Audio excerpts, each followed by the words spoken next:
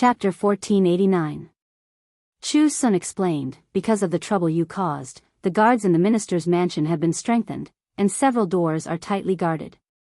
Although there aren't as many people as last night, there are still special people patrolling. It won't be easy to escape from here. Hearing Chu's son's words, Zhao Yun's brows were dyed with a touch of worry. She couldn't escape. Did that mean she had to stay in the minister's mansion? If she didn't go out for a day, Mu Lianfeng would be anxious. It was still not a good thing for Mu Lianfeng. Seeing Zhao Yun frowning, Chu's son said, "Why don't you stay here for a few more days, and find a chance to go out when you have a chance?" Zhao Yun knew that Chu's son was kind enough to take her in. She didn't want to bother others too much, and indeed she shouldn't stay in the mansion for too long. She had to go out as soon as possible. "Well, I'm afraid my husband will be worried about me." Zhao Yun sighed. "You're trapped here, and there's nothing you can do. If you go out now, I can only say that you'll be at great risk of being caught. If you want to take the risk, I won't stop you," Chu's son said. Zhao Yun frowned and pondered whether she should take the risk or not. It would be fine if she won the bet, but what if she lost the bet? What should she do if she lost the bet? If she was caught, she would become a bargaining chip to threaten Mu Lianfeng. She didn't do anything for Mu Lianfeng, and she didn't want to be a burden to Mu Lianfeng. After hesitating for a while, Zhao Yun decided to stay here for the time being. She would wait for a chance to go out. She didn't want to try something that she wasn't very confident about. Zhao Yun, who stayed here, felt really bored. She couldn't go out to walk in a shabby small house. The owner of this shabby house, Chu's son, didn't say anything more to her. There were many books in the house, and the man took a book to read. Zhao Yun glanced at it, and found that Chu's son was reading The Art of War. Although Zhao Yun had a lot of doubts about Chu's son, she knew that Chu's son didn't want to tell her. It was already very kind of him to take her in. He definitely wouldn't tell her his secrets. Just like herself, she was also unwilling to divulge her secrets to others. Chu's son was quietly reading a book. Zhao Yun couldn't disturb him, so she sat at the table and supported her chin with her hand.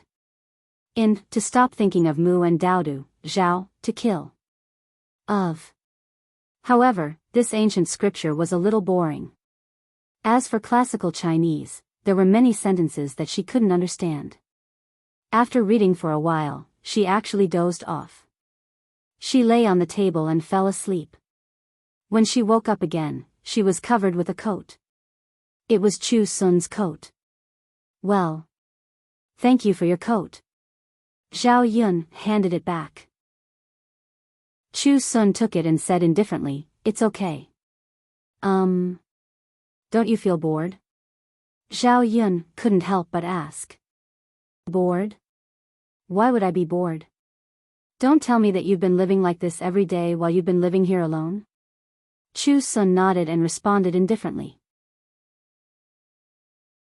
Chapter 1490. Chu's son thought for a moment and said faintly, "It's been many years.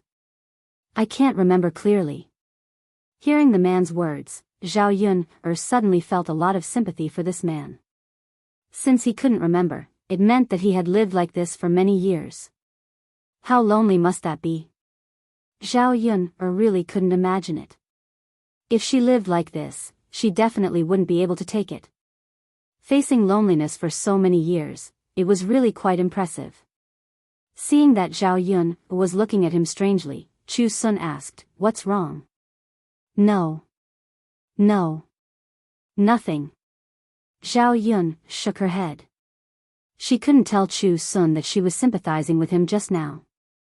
Many people didn't like to see others sympathizing with them. Thinking about it, Chu's son was probably the same.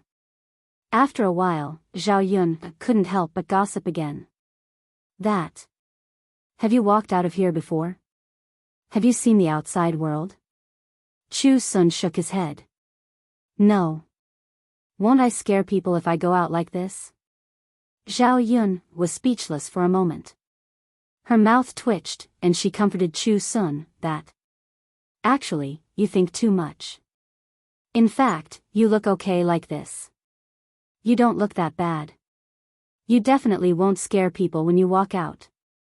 Chu Sun's lips curled into a meaningful smile, as if he didn't quite believe Zhao Yun's words.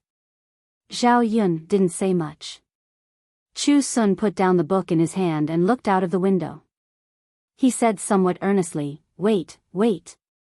Zhao Yun didn't know what this man was waiting for. Was it that hard to walk out? After experiencing the debauchery of the outside world, if this man came back and continued to be so bored, he probably wouldn't be able to bear it. The two of them didn't continue chatting. Zhao Yun waited for another day. If she continued to wait like this, she was afraid that she would be the one to die. Meanwhile, the people that Mu Lianfeng sent out to check on Zhao Yun didn't receive any response.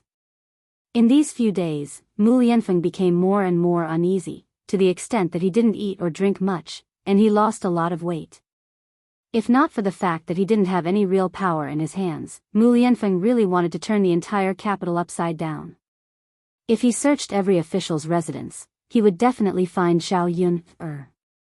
After a few days without any results, the only person that Mu Lianfeng could think of was the only person who could help him. If the emperor sends someone to search, they might be able to find the whereabouts of Zhao Yun. Thus, without stopping, Mu Testi. The emperor was very calm about Mu Lianfeng's arrival. He seemed to have expected that Mu Lianfeng would come looking for him. And when Mu Lianfeng mentioned Zhao Yun, the emperor didn't show much surprise. "Your Majesty, this subject really has no other choice, so I came to beg you. As long as you can help this subject find Yun, this subject will definitely do my best to serve your Majesty until my death."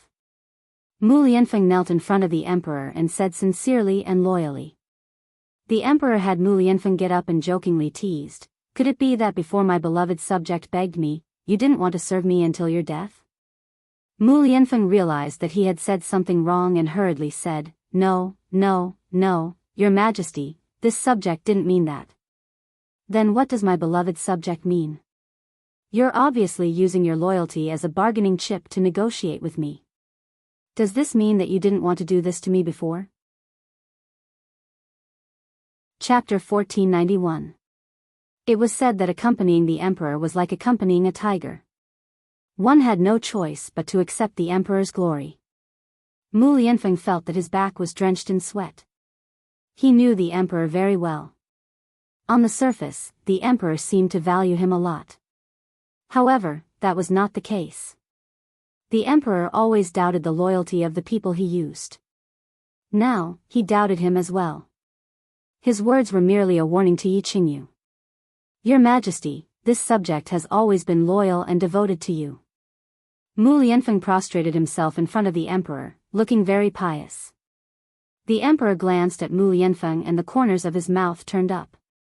There was a meaningful meaning in his smile. He did not continue to say anything about Mu Lianfeng. Instead, he said faintly, "Mu Aiqing, why are you so nervous?" Zhen was just casually asking. "Look at how nervous you are." Mu Lianfeng wiped the beads of sweat on his forehead. He knew very well that the emperor was not joking with him. The emperor was just deliberately saying that. "Your Majesty, this kind of joke cannot be made. This subject has always been loyal and devoted to you. This was true in the past and will be true in the future." The emperor waved his hand and said, Forget it. You mentioned Miss Yuner just now. Zhen will send some people to help you find Miss Yuner." Mu Lianfeng said gratefully, "Thank you, Your Majesty." Seeing how agitated Mu Lianfeng was, the smile on the emperor's face became even more meaningful. No one could guess what he was thinking in his heart. After Mu Lianfeng received his men, he continued to immerse himself in the search for Zhao Yuner. Zhao Yuner continued to stay in the minister's estate for a few more days, but she still could not find a chance to leave. She did not know if the minister had realized that she was hiding in the minister's estate and did not relax for a moment. Zhao Yuner felt a little hopeless. If it was like this in the future, then she would never have a chance to sneak out. She could not just sit and wait for death and stay in the minister's estate forever. Mu Lianfeng must have been worried out of his mind for the past few days. On the new day, Zhao Yuner couldn't wait any longer. She wandered around the courtyard, climbed up a tree, and looked at the overall layout of the minister's mansion. Unfortunately, the minister's mansion was too big and complicated. It was hard to tell which direction was which. How could it be so easy to escape? Zhao Yuner came down from the tree and returned to the house in disappointment. Seeing Zhao Yuner like this, Chu Sun sighed slightly, but there was nothing he could do to help Zhao Yuner. He himself was living in the minister's mansion and had never left. Naturally, he couldn't send Zhao Yuner out. It would be fine if he could find some connections, but he couldn't find any. Just as Zhao Yuner returned like a deflated balloon and was about to sit down, she suddenly heard the sound of a zither. The sound of the zither was strangely familiar. Zhao Yuner immediately became excited. Wasn't this the emperor's zither music? If she didn't hear it wrong. Seeing Zhao Yuner suddenly become excited, Chu Sun asked, "What's wrong? What's next door to your courtyard?" "The back garden of the minister's mansion." "Oh. In that case, it was not impossible for the emperor to come." However, Zhao Yuner was not sure. She wanted to take a look first. Walking out of Chu Sun's small shabby house, she climbed up the wall and saw the scenery in the shabby garden. At this time, she saw a man wearing bright yellow clothes sitting in a pavilion, playing the zither with his eyes closed. This man's figure and appearance matched the person in Zhao Yuner's memory. Chapter 1492. Zhao Yuner was a little excited. Meeting the emperor meant that she had met an acquaintance. It would be great if the emperor could help her bring her out. Just as Zhao Yuner was about to climb over the wall to greet the emperor, she suddenly saw a person wearing an official's robe walking towards the emperor. The emperor instantly withdrew his hand and the zither music stopped. The emperor faintly asked, "How is it? Have you found her yet?" "Your Majesty, this subject hasn't found her yet. There's still no news." The person wearing the official's robe lowered his head and nervously replied. Zhao Yuner guessed that the person wearing the official's robe should be Minister Shangshu. But what did the emperor and Minister Shangshu mean by this? Have they found her yet? Was this person referring to her? The emperor's expression immediately turned cold. "You haven't found her yet? Lin Shangshu, your ability to do things is truly extraordinary. You can't even keep an eye on a woman. Tell me, how can Jin be at ease if Jin hands over state affairs to you?" When Lin Shangshu heard this, he was so frightened that he quickly knelt in front of the emperor and lowered his head to admit his mistake. "Your Majesty, it's this subject's negligence. I didn't expect that woman to be so cunning. This subject will definitely find her as soon as possible." The emperor lightly snorted. "Jin already told you not to lower your guard. It seems that you didn't take Jin's words to heart." "Your Majesty, this subject, enough. It's useless to explain anything to Jin now. Now that the heir has found the capital, if you find her before he does, Jin's plan will fail and Jin will hold you responsible." Lin Shangshu was so shocked that a layer of cold sweat appeared on his forehead. He quickly knelt down and agreed, "Yes, yes, yes. I will do my best to find her and bring her back." Hearing the two people's words, Zhao Yuner was shocked. She originally thought that Lin Shangshu had brought her back to do something. She didn't expect that the mastermind behind this was actually the emperor. But why did the emperor do this? What did he want to do? It was said that the emperor's heart was hard to fathom. Zhao Yuner couldn't figure it out. If the emperor wanted to make a move on her, how could Mu Lianfeng resist? She was glad that she didn't leave the minister's manor. Otherwise, with the emperor's ability, as long as she was in the capital, he would definitely find her. It was not safe anywhere. Instead, the minister's mansion had become the safest place. When Zhao Yuner thought of this, she felt a burst of fear in her heart. She had always lived a simple life. Even if there were some weirdos in the village, she didn't have to use much scheming to fight with them. But the emperor was different. He was too dangerous. If they provoked him in the slightest, they probably wouldn't live to see the next day. Right now, she was unarmed and defenseless. Mu Lianfeng was also an official. What could she use to fight against the emperor? When Zhao Yun'er was about to leave, she saw that the emperor seemed to have thought of something. He said to Lin Shangshu, since he hasn't found anyone for the time being, it's better to follow the previous plan. Lin Shangshu, go and inform Shizimu that his wife is in your hands. If he wants to ransom her, he has to work for the prime minister in the future. He has to be loyal. Lin Shangshu nodded in response, yes. This official will do it right away. And the emperor nodded faintly. When Zhao Yun'er heard the emperor's words, she felt that there was more information. Chapter 1493.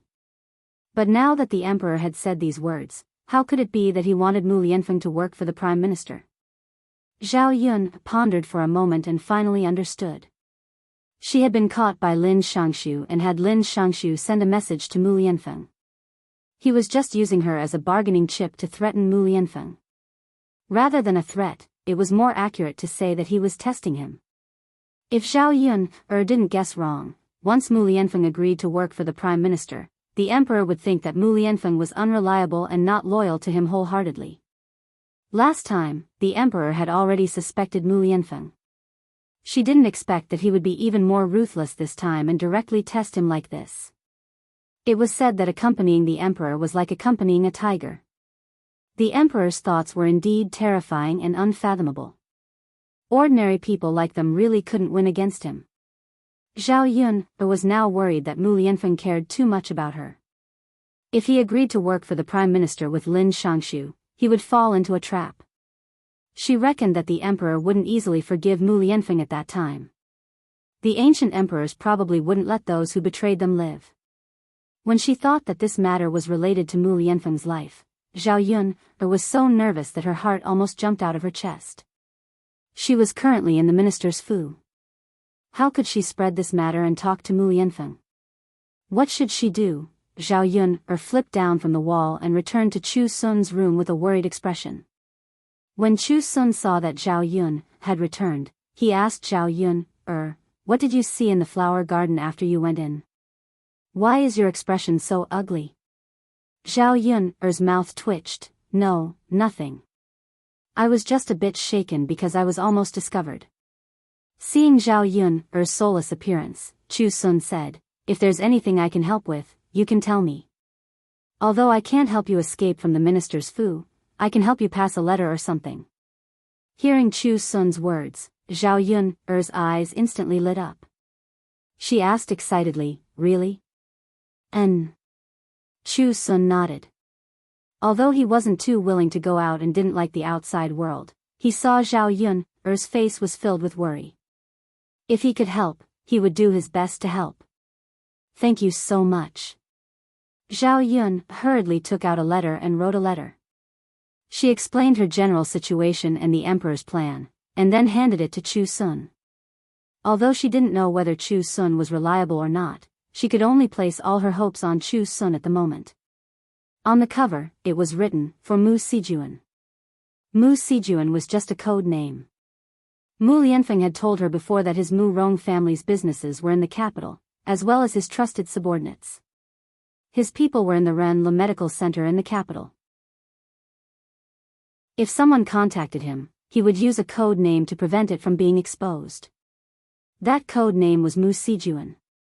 If someone mentioned Mu Sijuan, the people in the medical center would know that there was a message to be passed to Mu Lianfeng. Zhao Yun handed the letter to Chu Sun and then gave him some instructions. She was worried that Chu Sun, who usually didn't go out, would be able to find the exact location. Fortunately, the Rennes Medical Center was relatively large. Chu Sun should be able to find the address if he went out and asked on the street. After Zhao Yun'er finished giving instructions, she saw Chu Sun leave. She kept feeling uneasy, not knowing if Chu Sun could handle this matter well. Chapter 1494. Not long after, Mu Lianfeng received 2 letters. One was from Lin Shangshu and the other was from Zhao Yun'er. First, when he saw Lin Shangshu's letter, Mu Lianfeng hurriedly prepared to go to the minister's manor. Fortunately, Zhao Yun'er's letter came in time, so Mu Lianfeng knew the situation.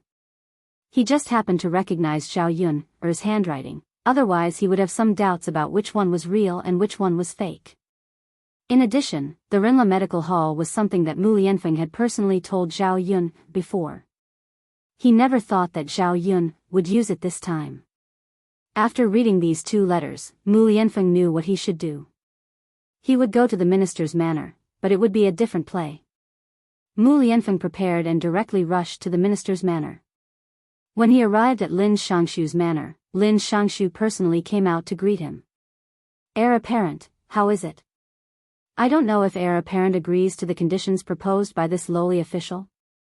Mu Lianfeng righteously reprimanded Lin Shangshu. "Lin Shangshu, you work for the emperor, how can you turn to the prime minister? This kind of betrayal of the emperor, how can you do it?" Lin Shangshu smiled. "Heir apparent, it is said that a real person is an outstanding person. Our Dezhou country's situation, with your ability and vision, you should be clear about it. Our emperor doesn't have much power in his hands, most of the official matters have to be arranged by the prime minister. This lowly official defecting to the prime minister is just to adapt to the situation and make the most beneficial arrangements." Mu Lianfeng coldly snorted, "Since you are an official, the Dezhou country also has a ruler. When is it up to the prime minister to make the decision and go against the emperor?" "Lin Shangshu, you betrayed the emperor, this is disloyalty." Lin Shangshu smiled and said, "Lord Heir, what's there to be loyal to? The most important thing is who you follow and who you can get the most benefits from. If you don't agree to work for the prime minister now, then you will be opposing the prime minister. If anything happens in the future, don't blame this official for not warning you, and don't blame the prime minister for not giving you a chance." Mu Lianfeng continued to reprimand, "Master Lin, if you want benefits, you can do it yourself. I will never betray His Majesty and associate myself with you people." "All right, Your Highness, since you don't agree, then the princess consort. What do you want to do to her? Kill her? You dare? Why wouldn't I? No. Shizi, unless you can switch sides with the prime minister, you won't be able to keep Shizi Fei's life. This lowly official will give you a chance to consider. If you agree to this lowly official's conditions, this lowly official will immediately release her. I will definitely not harm a single hair on her head." Mu Lianfeng furrowed his brows, as if he was thinking. In the end, he gave up on Zhao Yun'er. "Lin Shangshu, since I've decided to be loyal to His Majesty, I will never betray him in this lifetime. Even if I have to take this life of mine, I won't be a disloyal person like you, turning around and laughing at the youth. This time, I can only let my madam down." Mu Lianfeng seemed to be saying this to himself. Right at this moment, a person walked out from behind the screen in Lin Shangshu's residence. Wearing a bright yellow robe, he clapped his hands and praised, "Good, good, good. Mu Aiqing, you really didn't disappoint us." Mu Lianfeng revealed a shocked expression. "Your Majesty, you..." The emperor smiled and said, "Is Mu Aiqing asking why we are here?" Chapter 1495. We only used Miss Yun'er to test Mu Aiqing. Now, we can be certain that Mu Aiqing is truly loyal to us. Mu Aiqing, you won't be angry that we tested you like this, right? We only want to make sure that the important person by our side is loyal to us." Mu Lianfeng was indeed very unhappy in his heart. He was already so loyal, but the emperor still wanted to make him do these meaningless tests. In the end, it was because the emperor didn't trust him. Although it was normal for the monarch to be suspicious, since he was using people, he should not doubt them. What was the meaning of using Zhao Yun'er to test him like this? What if he didn't have Zhao Yun'er's warning and got caught by the emperor? Would his head be separated from his body by now? Just thinking about it made Mu Lianfeng's back break out in cold sweat. His life was saved by Zhao Yun'er. Faced with the emperor's questioning, Mu Lianfeng naturally didn't dare to say anything. The corners of his mouth twitched as he replied, "How could that be? Your Majesty can do anything. This subject will do my duty well. In the future, Your Majesty can rest assured that this subject will be loyal to Your Majesty." The emperor patted Mu Lianfeng's shoulder and said, "That's right. It's rare to find someone as loyal to us. Don't worry, Mu Aiqing, we will put you in an important position. Mu Lianfeng replied, Thank you, Your Majesty. However, Your Majesty, is Yuner really in Lin Shangshu's hands? If she is, will he be able to release Yuner? Miss Yuner isn't here, but Mu Aiqing, don't worry. We will send more people to find Miss Yuner. We guarantee that Miss Yuner will be handed over to you in perfect condition. Mu Lianfeng was unhappy, but he still thanked the emperor. At this moment, a servant from Lin Shangshu's residence came over to report, Darren, we've found her. This person was naturally Zhao Yuner. However, it was not because Zhao Yuner was careless, but because Zhao Yuner did it on purpose. Zhao Yuner had already expected that Mu Lianfeng and Lin Shangshu should have finished their act by now. She asked someone to find her and go back with Mu Lianfeng. Lin Shangshu and the emperor looked at each other. The emperor smiled and said to Mu Lianfeng, Mu Aiqing, this is just in time. Yuner has been found. You can take Yuner back. The minister's servant brought Zhao Yuner to Mu Lianfeng. Zhao Yuner also pretended to be surprised as she looked at Mu Lianfeng and the emperor. Without waiting for Zhao Yuner to say anything, the emperor said, This time, Jin will make it up to Miss Yuner. That's right, Mu Aiqing, the marriage between you and Miss Yuner that you mentioned last time, Jin has also agreed. Later, Jin will issue an imperial edict to bestow a marriage between the two of you.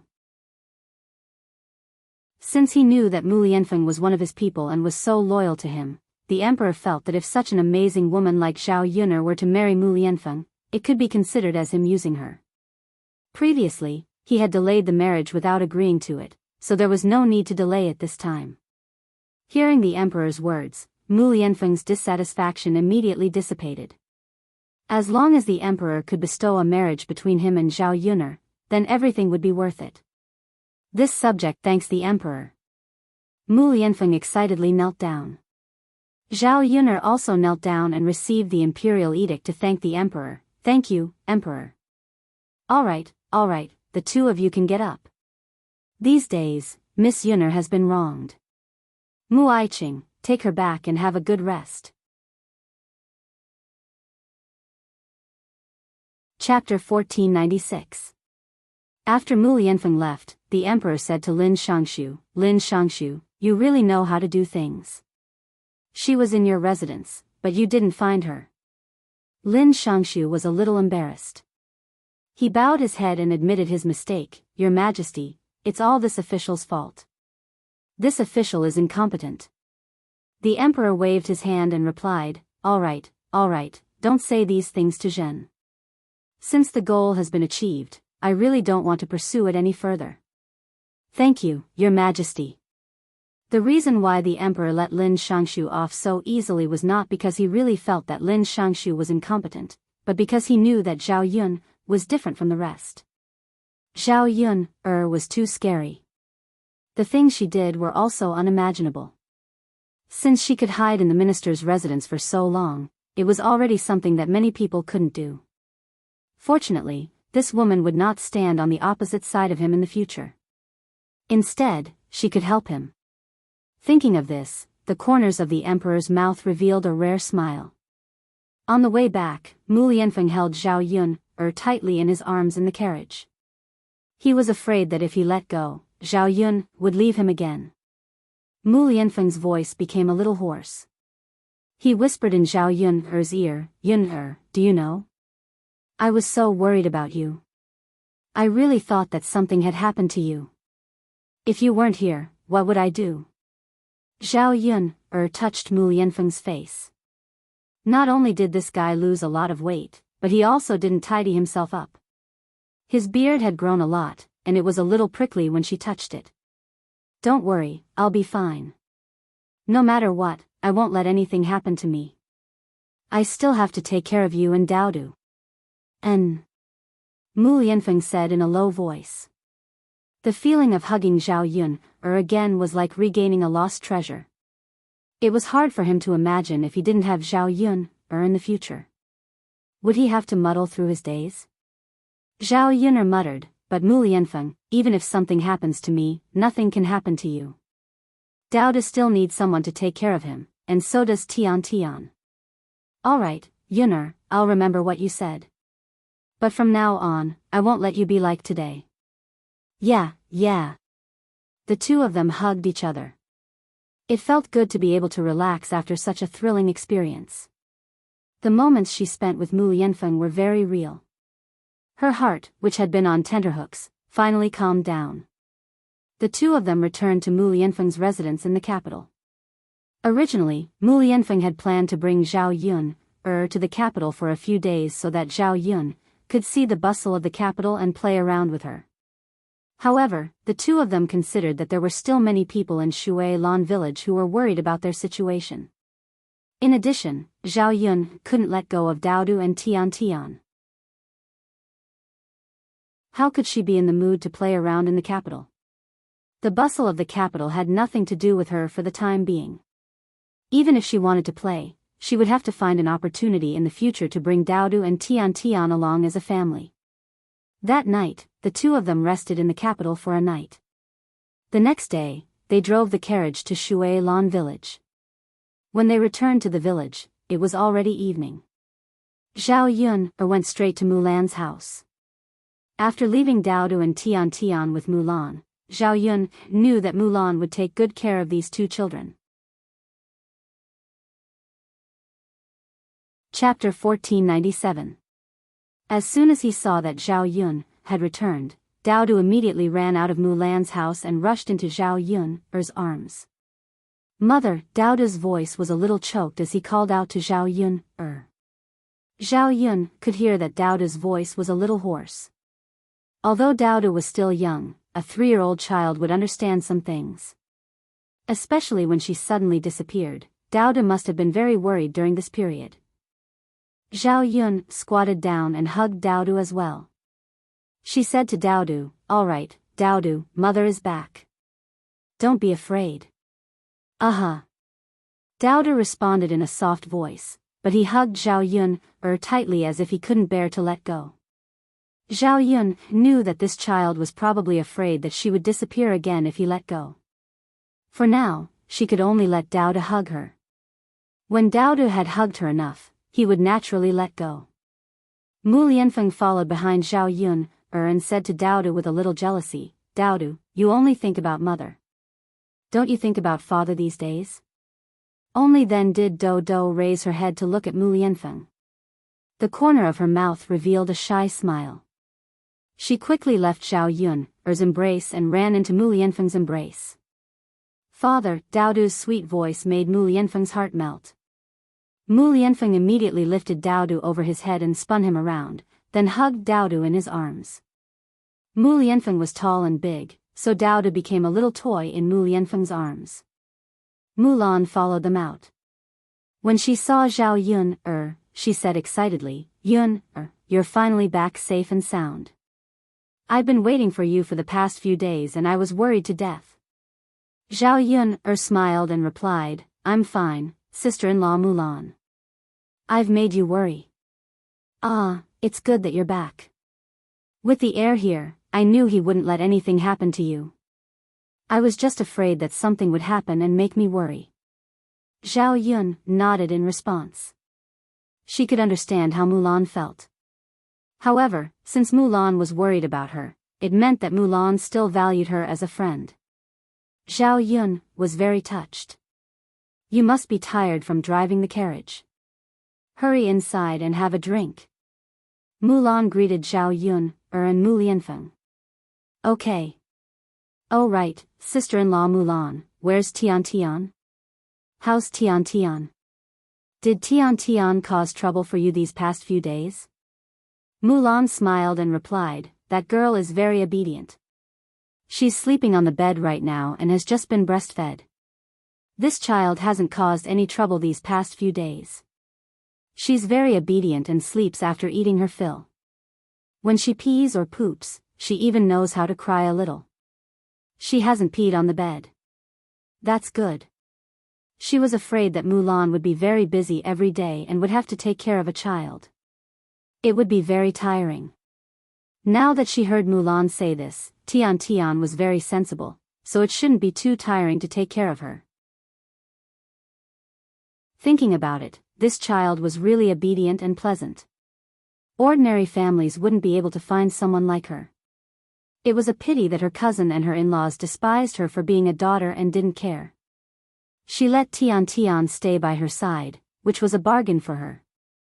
When Zhao Yun arrived at Mulan's house, she heard Mulan calling out, "Ah, Yun come and see. Tian Tian is awake." She said that she was asleep just now, but she woke up the moment you came back. This girl probably knows that you're back today. Chapter 1498. The toddler was lying down with his clothes on. His small body was pink and tender. Tian Tian had grown a little in the past few days, and his skin was no longer wrinkled like when he was just born. Perhaps it was because he was well nourished and drank goat's milk every day. His entire little face was rosy and chubby, and he looked even cuter. Tian Tian seemed to have seen Zhao Yun as well. His eyes moved, and then he stared at Zhao Yun The corners of his mouth cracked open, and he smiled at Zhao Yun Tiantian's smile melted Zhao Yun's heart. The toddler's smile was too healing. Tian Tian can actually recognize people? Zhao Yun was a little surprised. After all, he was just born. How could he have a memory? How could he remember people? Of course he remembers. Otherwise, why would he smile at you? Mulan said from the side. Zhao Yun sighed. This child is too smart. Yes. Tian Tian has always been smart. Mulan was not stingy with her praise. She had taken care of Tian Tian these past few days, and she had a deep understanding of how obedient and smart Tian Tian was. Haha, Zhao Yun could not help but pick up the toddler. She was greeted by a milky fragrance with a hint of sweetness. Daoda's little mouth also moved closer to Zhao Yun's face. He kissed Zhao Yun's face. Seeing Tiantian's action, Zhao Yun's heart melted again. She had never seen a toddler cuter than Tian Tian. They did not stay at Mulan's house for long. Zhao Yun took Daodu, Tian Tian, and Mu Lianfeng back home. When they heard that Zhao Yun was back, the third branch's family all came over to take a look. Their originally worried hearts were finally at ease. In the afternoon, Zhao Yun picked some mint, put it in the pot, and boiled it with hot water. Then she poured the boiled mint water into the bathtub and bathed Tian Tian. Perhaps it was because the weather had gotten hotter these days, but Tian Tian had been suffering from heat rashes. If it wasn't resolved soon, the child would probably feel very uncomfortable. Zhao Yun's wooden basin was not big enough for Tian Tian to sit in. However, bathing a baby was not an easy task. Zhao Yun could not do it alone. Therefore, she pulled Mu Lianfeng along. Mu Lianfeng helped Tian Tian with his big hands, while Zhao Yun took a small cloth and carefully wiped Tiantian's body. Perhaps it was the child's nature to play with water, but as soon as she sat in the basin, Tiantian's legs bounced up and down. For a moment, the water in the wooden basin splashed onto Zhao Yun and Mu Lianfeng's faces. Zhao Yun warned Tian Tian, "All right, Tian Tian, stop. If you're playing with water like this, your father and I will be soaked by you." However, Tian Tian did not pay attention to Zhao Yun. Her legs bounced even more happily. Zhao Yun's clothes were not only stained with water, but even her hair was soaked. This child, when she was well behaved, she was very well behaved, but when she was mischievous, she was not bad. Zhao Yun had no choice but to say, all right, Tian Tian, mother is begging you. If you go on like this, then I can't bathe you. When you get heat rashes and feel uncomfortable, that's your problem. I won't care about you anymore. Mu Lianfeng listened to Zhao Yun's words and chuckled. Yun, the child is so young, she still doesn't understand people's words. Chapter 1499. Mu Lianfeng didn't refute Zhao Yun and just smiled without saying anything. However, after Tian Tian was warned by Zhao Yuner, she became well-behaved and no longer made a fuss. Zhao Yuner and Mu Lianfeng smoothly bathed Tian Tian together. After the baby was bathed, her body was stained with the fresh smell of mint, which made people feel refreshed. In this hot summer, mint was indeed a good thing. It was cooling, relieving the heat, and also dispelling the heat. Later, they could mix some mint and syrup together and boil it. The taste should be pretty good. After bathing Tian Tian, she put on her clothes and carried her to the bed. Daodu was playing outside the house, leaning against the corner and playing with the soil. Zhao Yuner called out, "Daodu, it's hot outside. Why did you run out to play?" Daodu explained in a soft voice, "Mother, little sister is bathing.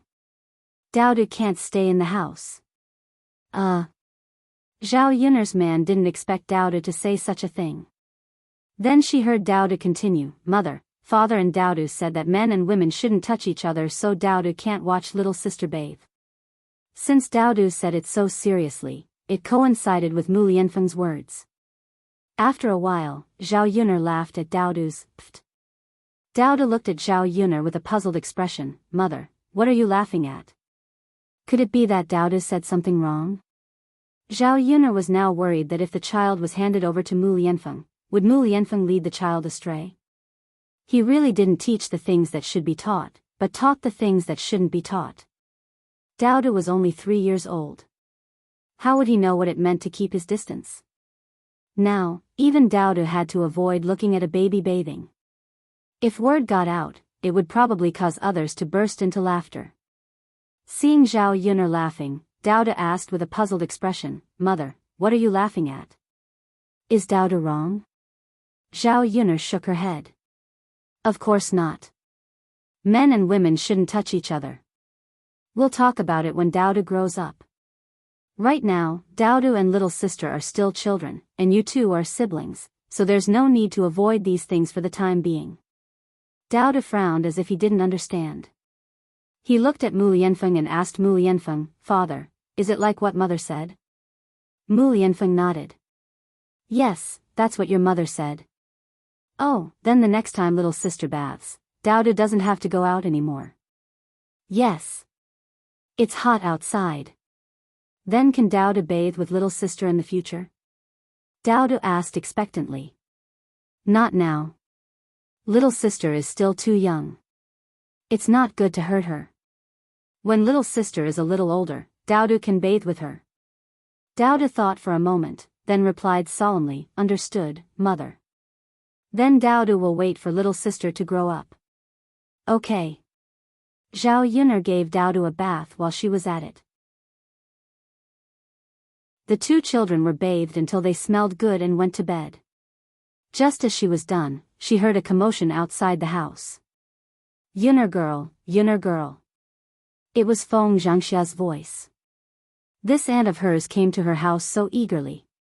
She was probably up to no good. Before Zhao Yuner could leave the house, Feng Zhangxia came in by herself. Chapter 1500. Zhao Yuner glanced at Feng Zhangxia indifferently. She trusted Feng Zhangxia because she was worried that she wouldn't be able to sleep well these few days. She clearly had a rosy complexion and was living better than anyone else. Wasn't she afraid of embarrassing herself by saying such things? "I've made Auntie worry, but there's no need for you to worry. I'm sure nothing will happen to me." Feng Zhangxia smiled embarrassedly. "That's right, girl. Heaven helps the worthy. How could anything happen to you?" "Auntie, did you come just to see me?" Zhao Yuner asked.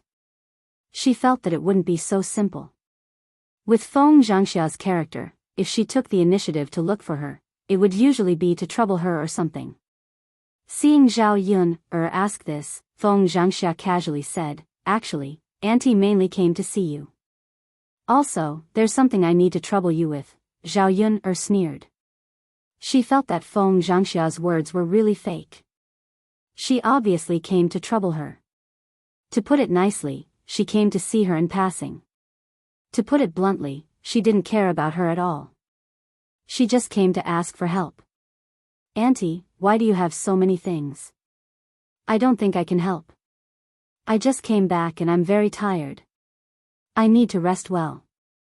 I don't have the time and energy to do other things. Feng Zhangxia hurriedly waved her hand and said, No, no, no. Yun, girl, you can definitely help me with this. I don't need you to do anything. Just lend your family's xiaomao to my family. Feng Zhangxia said it very lightly, as if nothing had happened. Zhao Yun was a little unhappy. She lent xiaomao to Feng Zhangxia previously because of her second cousin. But now, Feng Zhangxia obviously took this kind of help for granted. It was indeed scary when a habit was formed. She reckoned that if she agreed this time, Feng Zhangxia would come to her again if she had any problems. Going backwards once or twice and coming back to find him again and again, it was really annoying. Zhao Yun mocked, Auntie, it's easy for you to say. Just lend my family's xiaomao. How can my family's xiaomao be lent out so casually? What if everyone came to borrow it? If you really want to borrow it, it's not impossible. You can rent it for a day and pay 20 copper coins. It's even cheaper than chartering your own ox cart. Seeing that Zhao Yun'er was asking for money, Feng Zhangxia couldn't bear to part with it. She pursed her lips and continued, Yun'er girl. I don't borrow money often, do I? We're a family. It's just borrowing a donkey. There's no harm in helping. Tomorrow, your second cousin brother will go to the girl's house to pick her up. Their whole family had to come over, and it was inconvenient for each donkey to pick them up. If they walked, they would have to walk a long way. As men, we have to arrange these things well. We can't let the woman think that we're unkind. It's not easy for your second cousin to find a wife. Hearing Feng Zhangxia's words, Zhao Yun'er thought that since it was because of Zhao Tianhu's matter, there was no harm in helping. But she also felt that if she gave in again, Feng Zhangxia would get used to it. This wouldn't be good for the future. After thinking about it, Zhao Yun'er said, Auntie, that's your business. If you can't do it, you can rent an ox cart. If you want my family's donkey, bring 20 copper coins over. Seeing that Zhao Yun'er's attitude was very unyielding and there was no room for discussion, Feng Zhangxia knew that it was useless to say anything.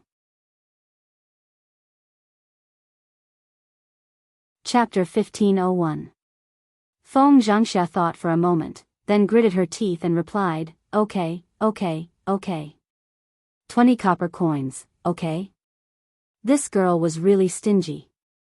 She was already so rich, yet she was still calculating that 20 copper coins. With the heir around, how much money could she have? However, even though Feng Zhangxia was complaining in her heart, she couldn't possibly argue with Zhao Yun'er. That's fine. Eldest aunt, give me the money then. Feng Zhangxia gritted her teeth, took out 20 copper coins from her pocket, and handed it to Zhao Yun'er. Zhao Yun'er counted it and confirmed it before letting Feng Zhangxia leave. Mu Lianfeng looked at Zhao Yun'er and couldn't help but want to laugh. His Yun didn't even let others take advantage of her. With such a wife around, it would definitely be good if he handed his money to Zhao Yun for safekeeping in the future. After Zhao Yun'er busied herself for a while, she started to prepare dinner. These few days, Daodu had been eating behind Mulan, so he probably wasn't used to the food. After all, Daodu was used to eating his own food. Although Mulan's cooking wasn't bad, it was far inferior to hers. Even Little Black was the same. Although Little Black had grown a little in the past few days, he had lost a lot of weight. Zhao Yun'er decided to cook a few more dishes tonight, together with Little Black, to nourish him. The other thing was Little Mao. Little Mao ate grass, so it didn't matter if Zhao Yun'er was at home or not. However, when it saw Zhao Yun'er return, Little Mao recognized her. When it saw Zhao Yun'er, it let out an excited cry. Zhao Yun'er plucked some grass and brought it to Xiao Mao's mouth to feed Xiao Mao. As Little Mao ate, it even rubbed against Zhao Yun'er, causing Zhao Yun'er to burst out laughing. Sometimes, animals really had human feelings. After being away for a long time, they would miss it. Little Mao probably felt the same way about her. After not seeing her for a few days, Little Mao seemed to have a premonition. Now that she was back, she was so excited to pester her. Zhao Yun rubbed Xiao Mao's head and said to Xiao Mao, "Little guy, I haven't been back for a few days. Look at you, you've grown a lot stronger." Xiao Mao made a series of woo-woo-woo sounds. Zhao Yun'er naturally couldn't understand, but the smile on her lips deepened. "It's delicious. I'll pick more grass for you later. By the way, I'll roast some meat tonight." "I'll get some for you," Zhao Yun said. When Xiao Mao heard this, it excitedly let out a series of woo-woo-woo sounds. When Zhao Yun'er finished eating and was about to leave, there were many mosquitoes flying around in the wooden shed. As the evening approached, the number of mosquitoes increased. It was probably because summer had arrived, and there were many trees and grass in the ancient countryside. It was easy for mosquitoes to breed. That was why there were so many mosquitoes. Although Xiao Mao was an animal, being bitten by mosquitoes was still very uncomfortable. Zhao Yun'er wondered if it was time to get rid of the mosquitoes for Xiao Mao. That way, Xiao Mao would be more comfortable in the wooden shed. Just as Zhao Yun'er was thinking, Daodu said to Zhao Yun'er, "Mother, Little Black is back." Zhao Yun'er looked in Daodu's direction and saw that Little Black was indeed back. And when he came back, there was something in his mouth. Walking over to take a look, Zhao Yun'er realized that it was a wild rabbit. Zhao Pinger's eyes instantly lit up. Little Black actually brought back a wild rabbit. That was really amazing. It was just a little black dog. Could it be that it learned how to hunt like a wolf? That was really awesome. The rabbit that Little Black brought back had its neck bitten open. It was a dead rabbit. Daodu said excitedly, "Mother, look at how amazing Little Black is. He brought back a rabbit." Chapter 1502. Now that Little Black brought this hare back, it meant that he could eat rabbit meat tonight. Zhao Yun nodded, "Yes. Little Black is really awesome." With that, Zhao Yun patted Little Black's head and praised Little Black. "Little Black is really awesome, you have the potential to be a hunting dog." Hearing Zhao Yun's praise, Little Black wagged his tail, stuck out his tongue, and licked Zhao Yun's hand. "When it's ready tonight, I'll let you eat it." Zhao Yun smiled. "Woof woof woof," Little Black barked. She couldn't understand dog language, but Zhao Yun knew that Little Black was excitedly agreeing. Daodu said in a soft voice, "Mother, you don't know, but Little Black often ran up the mountain recently. After you left and went to Aunt Mulan's house, Aunt Mulan gave Little Black something to eat, but Little Black didn't eat. I was wondering why he wasn't hungry, so he went up the mountain to find something to eat." After hearing Daodu's words, Zhao Yun knew that Little Black went up the mountain these days. Little Black was also an awesome dog. After she left, he didn't have anything to eat, but he didn't eat feces, but hunted by himself. If it was an ordinary dog, he would probably guard the feces pit. Zhao Yun looked at Little Black and was very satisfied, thinking that she taught him well. Other dogs ate feces every day, their mouths were dirty, but she didn't let Little Black eat, so Little Black never ate. Otherwise, she would probably dislike it to death, because she really couldn't stand the dog licking her after eating feces. Zhao Yun patted Little Black's head and continued to praise, "Little Black is so obedient." Little Black's tail wagged even more happily. Zhao Yun then peeled the rabbit's skin, washed it, and went to the kitchen to prepare wine-flavored rabbit meat. He directly put the white wine and the rabbit meat together. The rabbit meat would be stained with the fragrance of the white wine, without the fishy smell. Moreover, it was a little spicy, which was very tasty. After the family had a good meal, they went to bed.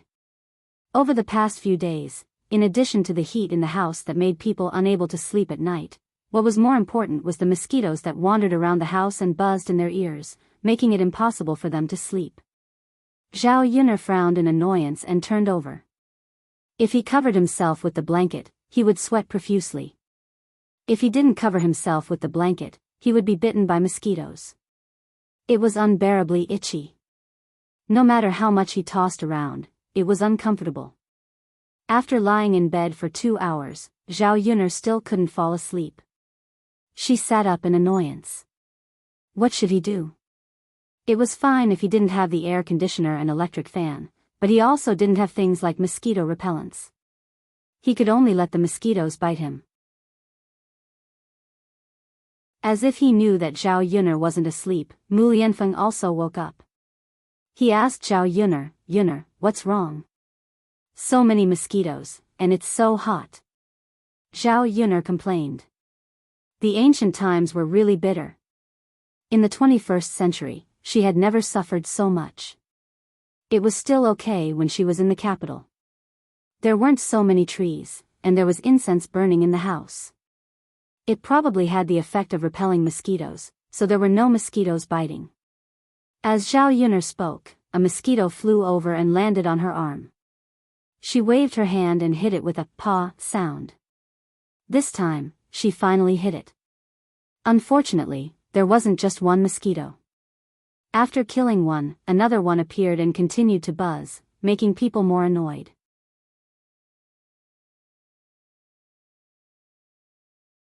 Chapter 1503.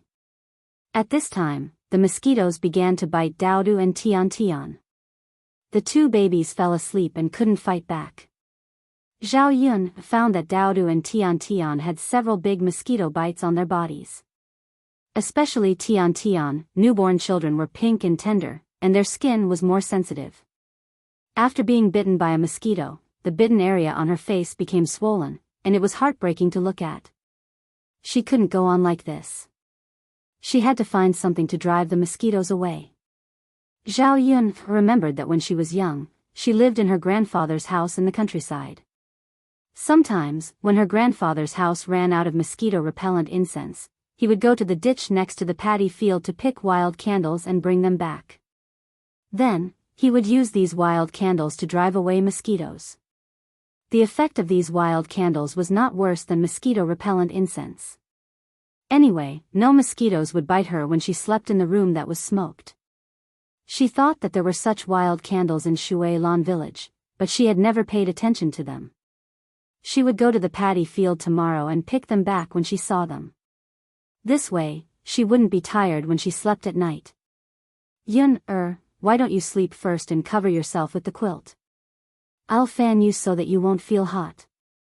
Just wait until you fall asleep, Mu Lianfeng said softly. Zhao Yun was embarrassed. She wanted to sleep, and Mu Lianfeng naturally wanted to sleep too. Zhao Yun felt bad that Mu Lianfeng couldn't sleep because of her. So she said, "It's okay. You'll be fine tomorrow. Tomorrow, I'll bring some wild candles back. There won't be so many mosquitoes. It's okay, Yun. You sleep first. I'll sleep after you fall asleep. I just slept. I'm not sleepy anyway." Good girl, go to sleep. Mu Lianfeng pressed Zhao Yun down on the bed and covered Zhao Yun with the quilt. Then, he fanned himself. A cool wind blew, and she suddenly felt much more refreshed. Probably because she was very sleepy, Zhao Yun fell asleep unknowingly. The next morning, Zhao Yun woke up, as did Daodu and Tian. After feeding the baby, Zhao Yun went to the kitchen to make breakfast. When she came out, she found Mu Lianfeng washing things in a wooden basin. Zhao Yun walked over and saw that Mu Lianfeng was washing Tian's diaper. Seeing this scene, Zhao Yun's heart couldn't help but tremble. Mu Lianfeng, a grown man, actually knew how to wash diapers. For a man of this era, especially one of Mu Lianfeng's status, it was really rare. If he could, he really wanted to give Mu Lianfeng an award for being the best man in the world. "Are you washing Tian's diaper?" "Yes." "Wash it early and let it dry. Only then will Tian have diapers to change." Zhao Yun nodded. That was true. If he didn't wash it early, there were only so many diapers, and it wasn't enough. Seeing Zhao Yun smile, Mu Lianfeng asked, "What's wrong, Yun?" Nothing, I just feel that you're a little different from the men of this era. Mu Lianfeng didn't understand. What's different? There are many different things. The best part is that you don't have male chauvinism. Even in the 21st century, it's probably hard to find a good man. Mu Lianfeng smiled helplessly.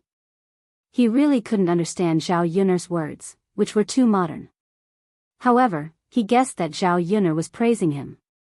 After Mu Lianfeng washed the diapers in the wooden basin twice, he got up and went to dry them on the drying pole.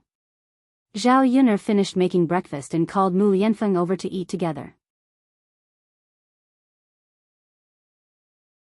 Chapter 1504. After eating breakfast and tidying up the house, it was already noon. In the morning, Zhao Yun, her second cousin, Zhao Tianhu, came over to borrow little Mao and went to the girl's house. They estimated that they would arrive at Shui Lan village in a short while. Zhao Yun carried a basket on her back and called out to Daodu, "Daodu, do you want to go to the fields with mother?" Daodu nodded heavily, "Okay." During this period of time, when Zhao Yun was not around, Daodu played with Hua and San. Now that Zhao Yun was back, he stuck to Zhao Yun. When he heard that Zhao Yun wanted to go out, Daodu was naturally excited and hurriedly followed Zhao Yun out. Zhao Yun took Daodu to the fields. It was the busy time of the farming season, and many people were tending to the rice in the fields. Rice needed to be irrigated and weeded often, so it was not easy to grow.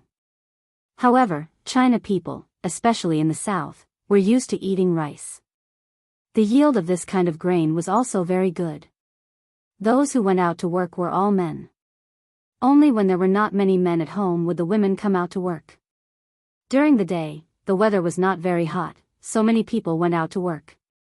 If they waited until noon and afternoon, the sun would shine for a while, the temperature would rise a lot, and it would be very hot when they worked again. Zhao Yun went to a few fields, and she often saw people in the village. When she arrived at old Zhao's paddy field, she saw that the paddy fields of other houses were still fine. Only her second uncle's paddy field had a lot of grass growing. There was not much water in the paddy field, and the rice was somewhat yellow. It was estimated that they would not receive any grain during the harvest season. The reason why a few mu of paddy fields were abandoned was because her second uncle was too lazy. She guessed that he was lying in bed with the excuse that his butt hurt and did not work in the fields. Her second aunt was a woman, so she naturally did not know how to take care of the fields. She could not finish all the chores at home and still had to take care of Zhao Wenshui. How could she have the time to take care of the fields? If they continued to be lazy for a long time, Zhao Yun'er estimated that her second uncle's family would not be able to live a good life in the future. After all, it was other people's business. Zhao Yun wouldn't meddle in other people's business. Seeing that her second aunt was much better now, she would at most remind her later. If she could find a better home, she might as well dump Zhao Wenshui and divorce Zhao Wenshui. She wanted to see how Zhao Wenshui would live in the future. Zhao Yun took Daodu to look for a while and finally found a place with a water candle. "Daodu, you stay on the shore. Nyangqin will go and pick it. Don't come, okay?" Zhao Yun was afraid that Daodu would not be safe if he fell, so she reminded him. Daodu nodded heavily and said, "Okay, Nyangqin. Daodu understands. Daodu is good." Zhao Yun patted Daodu's head and praised him. Then she put down the basket on her back and placed it on the ridge of the field. Then she took off her cloth shoes and socks, rolled up her trousers, and prepared to go into the water. If she did not go into the water, she would not be able to hook the water candle. At this time, a person's voice sounded behind Zhao Yun. "Yun, let me help you." It was Lu Lei. Zhao Yun turned around. Sure enough, it was Lu Lei. Lu Lei was currently wearing a cloth garment. His trousers were rolled up. His legs, feet, and even his clothes were stained with mud. It was probably because he worked in the paddy field.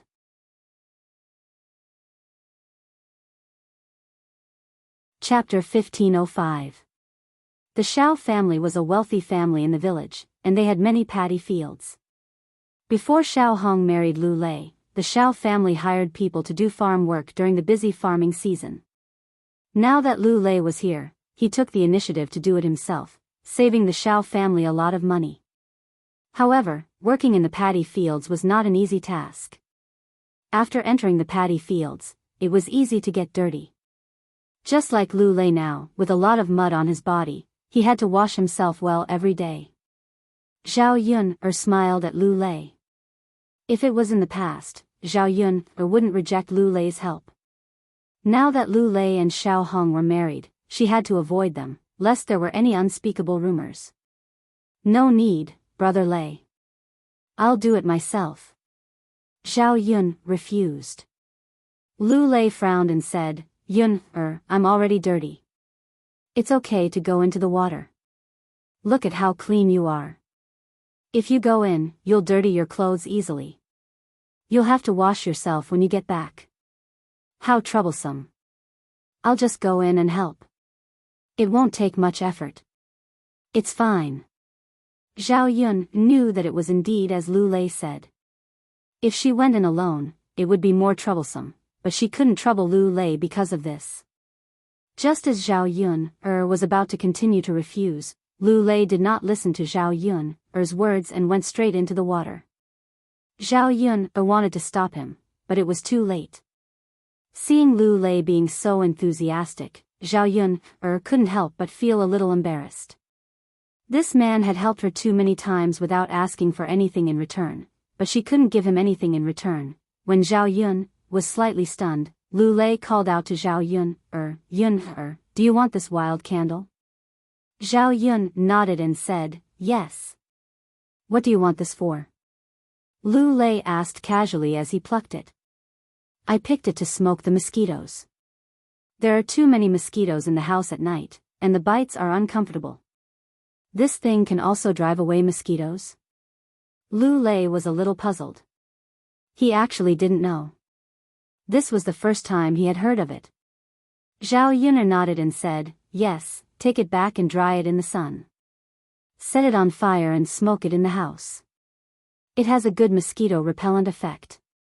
After Lu Lei heard this, he muttered, is that so? Then I'll bring some back too. There are quite a lot of mosquitoes in the house. Yeah. Lu Lei picked a lot from the ditch. After buying a handful, he handed it to Zhao Yun. In a short while, he had picked half a basket. Zhao Yun hurriedly said, all right, Brother Lei Zi, that's enough. You can come up. Lu Lei agreed. Just as he was about to get out of the ditch, a water snake slithered over and bit Lu Lei's thigh. Ouch! Lu Lei gasped in pain. Zhao Yun hurriedly asked, what's wrong, Brother Lei Zi? Lu Lei frowned in pain and climbed up to the shore. He didn't care much and said, it's nothing. It seems like I was bitten by a water snake. Zhao Yun glanced at Lu Lei's thigh and saw that Lu Lei's thigh was bitten by a water snake. At the moment, it was bleeding. She was shocked and hurriedly said, Brother Lei Zi, does it hurt? Why don't you call Dr. Sun over and let him get some medicine for you? Lu Lei waved his hand and said, it's okay, Yun. It's nothing to be bitten by a water snake. I've been bitten many times before.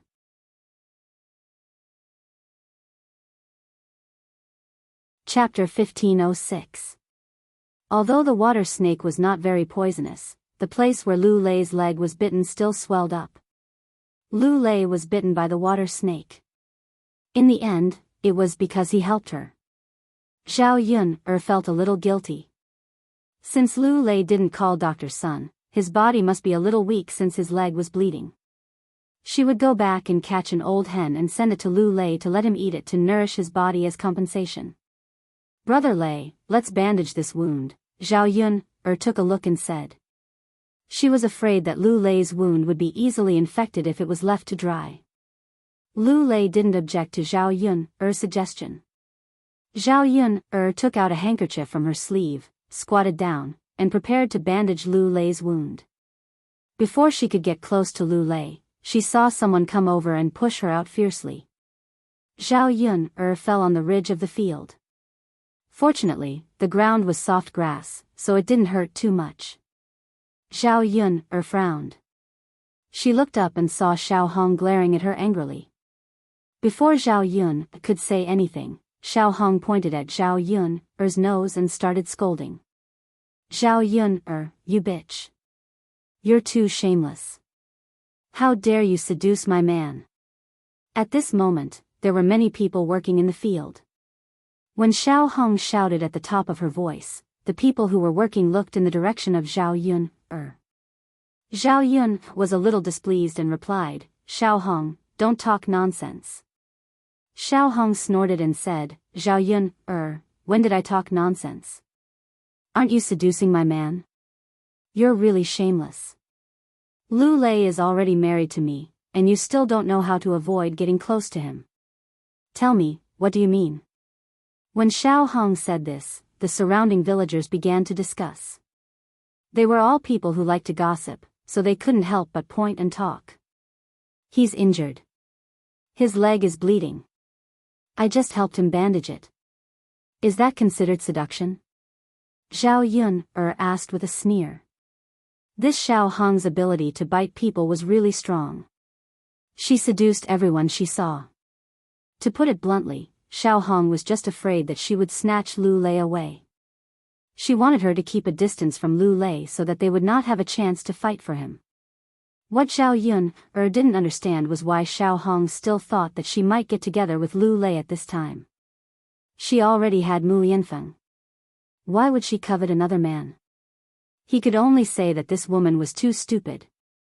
She clung onto her like a shrew and refused to let go. Xiao Hong was silent for a moment before she said sarcastically, Zhao Yun'er, my husband is injured. Even if it's bandaging, I should be the one to do it. When did it become your turn? Zhao Yun'er couldn't be bothered to argue with Xiao Hong. He helped me by picking wild candles. As a result, he was bitten by a snake, so I helped him bandage it. What's wrong with that? Or is it that he helped me and got injured, but I didn't care? Will you scold me for being heartless again? Zhao Yun'er asked in return. Xiao Hong bit her lower lip. So Lu Lei got injured because he helped Zhao Yun'er. The thought of Lu Lei doing something for Zhao Yun'er made Xiao Hong extremely jealous.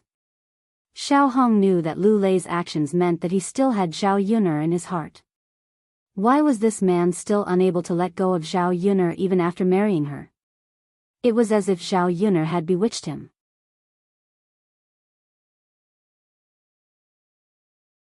Chapter 1507. Xiao Hong looked at Zhao Yun'er with a red face and said, that won't do. My husband is injured. That's my business. I'll come over in the future. It won't be your turn no matter what. Zhao Yun'er, if you're really shameless, you shouldn't have asked my husband to help you. Why should you have more contact with my husband? He's already married. Don't you know how to avoid it? Zhao Yun didn't know what to say to Xiao Hong. She made it sound like she was deliberately sticking to Lu Lei. At this moment, Lu Lei, who was sitting on the ground, said to Xiao Hong sternly, Xiao Hong, don't talk nonsense. Why are you blaming Yun'er? I insisted on helping Yun'er, so it has nothing to do with Yun'er. After Lu Lei finished speaking, Xiao Hong's expression turned even uglier. She didn't expect that her man would help Zhao Yun'er. The jealousy in her heart made Xiao Hong even sadder. Why did Lu Lei still keep Zhao Yun'er in his heart even though he was already married to her? Was Zhao Yun'er really that important to him? Husband, you're married to me, so you should avoid it. Otherwise, people will gossip about us. Xiao Hong bit her lower lip and said. Lu Lei frowned and said, Yun'er and I didn't do anything openly. Why should we avoid it? If there's gossip, I didn't hear anyone say anything. Instead, I heard you shouting. When Xiao Hong heard this, she choked. Husband. It was clearly Zhao Yun who was in the wrong. She was just saying a few words. Why was Lu Lei talking about her instead? He was obviously helping Zhao Yun. In the end, Zhao Yun's position in Lu Lei's heart was far more important than hers. Xiao Hong, that's enough. Don't make things difficult for Yun. Let's go back. Lu Lei said. Xiao Hong was unwilling to let Zhao Yun off just like that. Husband, do you still have her in your heart? We're already married. Are you really letting me down like this? And Zhao Yun, did you see that my husband married me, and now you regret it and can't bear to part with him, so you came to snatch him from me? You're just looking at what's in the bowl and thinking about what's in the pot. You're still looking forward to the vegetable field outside. Originally, Zhao Yun didn't want to make a fuss with Xiao Hong. For Lu Lei's sake, she didn't want to embarrass everyone. Now that Xiao Hong was clearly going against her, she couldn't show that she had a good temper and not say anything. She replied coldly, Xiao Hong, you're really good at slandering people. If I had seduced Big Brother Lu and couldn't bear to part with him, you wouldn't have had the chance. You. Although she knew that Zhao Yun was telling the truth, Xiao Hong didn't want to admit it. If you continue to pester endlessly, then don't blame me for being rude. Zhao Yun warned her coldly. Xiao Hong pointed at Zhao Yun angrily. You. Zhao Yun can you still be reasonable? Don't think that you can do whatever you want just because you have the support of the heir. It's your fault for seducing a married man, and you still want to hit me? Even if this matter reaches the ears of the Crown Prince will definitely not side with you. Slap. Suddenly, there was the sound of a slap. Zhao Yun's heart trembled. Then, she saw 5 red palm prints on Xiao Hong's face. It was Lu Lei who had slapped Xiao Hong.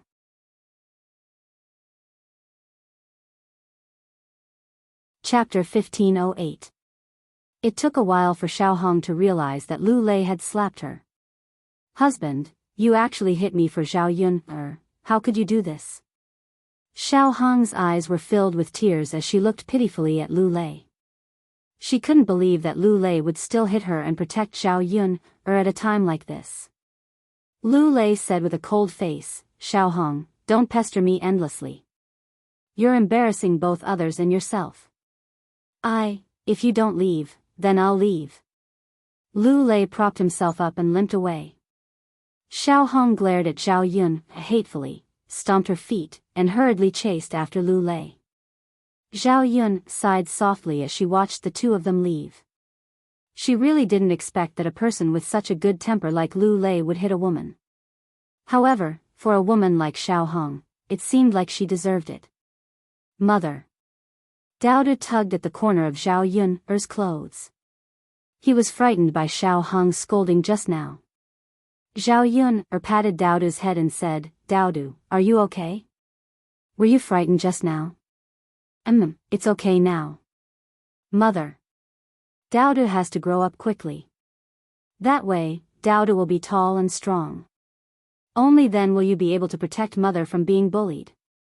Seeing that Daodu knew how to protect her at such a young age, a touch of warmth emerged in Zhao Yun's heart. Okay, Mother will wait for Daodu to grow up.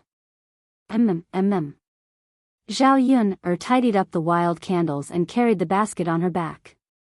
She held Daodu's hand and said, Let's go, Daodu. Let's go back. Okay, Mother. After returning home, Zhao Yun first put down the basket and then put the candles that she had just picked up under the sun. It would probably take a few days for it to dry. If she wanted to use it tonight, she would have to roast it by the fire while cooking to dry the water in the wild candles. That way, she could use it at night to get rid of the mosquitoes. After drying the candles, Zhao Yun wanted to feed Tian. The baby probably slept for too long. After drinking milk, she lay on the bed with her eyes wide open. She didn't sleep for a long time. Zhao Yun picked up Tian. Thinking that her future second cousin-in-law should be here at this moment, she prepared to carry Tian to old Zhao's courtyard to wander around and join in the fun. When Zhao Yun went to old Zhao's house, Xiao Mao was placed in the courtyard of old Zhao's house. The bride's family had already arrived. In addition to Jianghu's stepmother, Zhou Damei, Jianghu's father, Old Man Jin, was also there. Old Man Jin was estimated to be in his 50s, but he looked to be in his 60s or 70s. His hair was already white, his skin was wrinkled, and his face was old. Unlike other men, Old Man Jin didn't seem to have his own opinions. He sat next to Zhou Damei and let Zhou Damei do the talking. He nodded and didn't say anything else. Zhou Damei didn't say much.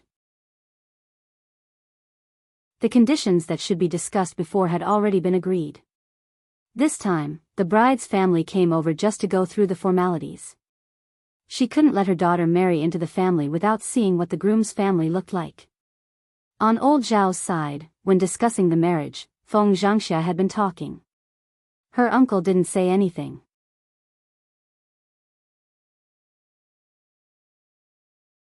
Chapter 1509. While the two families were discussing, Jianghu and Zhu Eru seemed a little embarrassed. They lowered their heads and listened to their parents talk, but they didn't say anything. Zhao Yun'er walked over. The other members of the old Zhao family were accompanying them outside. This could be considered a joyous occasion for the old Zhao family. Hu Chunhua and Zhao Baoshan were very happy. However, when he looked at Jianghu, there wasn't anything to be picky about. She was pretty, and she was hard-working. However, when Jianghu was compared to Shenpan, she was far worse. Not only was Shenpan good-looking, but her family background was also very good. When she married into the old Zhao family, not only did she not ask for a single copper coin as a gift, but she also brought a lot of good things from her maternal family to supplement the old Zhao family. Therefore, Hu Chunhua thought that if Jianghu could be like Shenpan, it would be great. She would also bring more dowry back. Therefore, after Zhou Damei and Feng Zhangxia chatted for a while, Hu Chunhua couldn't help but interrupt. I say, in-law, your family's daughter is marrying into our old Zhao family. Do you know if you should give some dowry? Zhou Damei was slightly stunned and frowned. Dowry? Yes, shouldn't a daughter give a dowry when she marries? You said that your family's conditions are good and you only have one daughter. Shouldn't you give more? After hearing Hu Chunhua's words, Old Man Jin, who had been silent with his head lowered, suddenly said, I only have one daughter. Her mother left a gold bracelet. Why don't we give it to her as her dowry? Originally, Jianghu's mother's gold bracelet was her dowry when she married into the Jin family. Later, Jianghu's mother died and the bracelet fell into Old Man Jin's hands. After Old Man Jin married Zhou Damei, he gave the bracelet to Zhou Damei for safekeeping. Old Man Jin and Jianghu's mother only had one child, so this gold bracelet should naturally be left to Jianghu. Thinking about Jianghu's mother, Old Man Jin felt a little guilty. Since Jianghu was getting married, as her father, he had to plan something. If he didn't give Jianghu anything, he would naturally feel bad. Because after he married Zhou Damei, this girl didn't have a single good day. Zhou Damei didn't treat Jin Fan well, and Old Man Jin was clear in his heart. Now that Jianghu was married, it was time for him to make up for it. What belonged to Jianghu should be given to Jianghu. When old Zhao's family heard that there was a golden bracelet, their eyes immediately lit up. One had to know that a gold bracelet was extraordinary. It was not a silver bracelet or a copper bracelet. Gold bracelets were the most valuable things. It was estimated that a gold bracelet could only be bought with 10 taels of silver. That was equivalent to 2 or 3 mu of farmland. Bringing a gold bracelet over was because it was a generous dowry. How could old Zhao's family not be excited about this? How could old Zhao's family not get excited? When Hu Chunhua heard this, she immediately beamed with joy. Good, good, good. This is good. In-law is really straightforward and generous. Normal people probably wouldn't be willing to give it to you. But after hearing Old Man Jin's words, Zhou Damei was immediately unhappy. When Jianghu got married, it was already good enough that she didn't make things difficult for her. How could she be willing to give the gold bracelet away now? Of course, the reason why Zhou Damei was willing to marry Jianghu off so quickly was that she thought that after Jianghu left, the gold bracelet would truly become hers.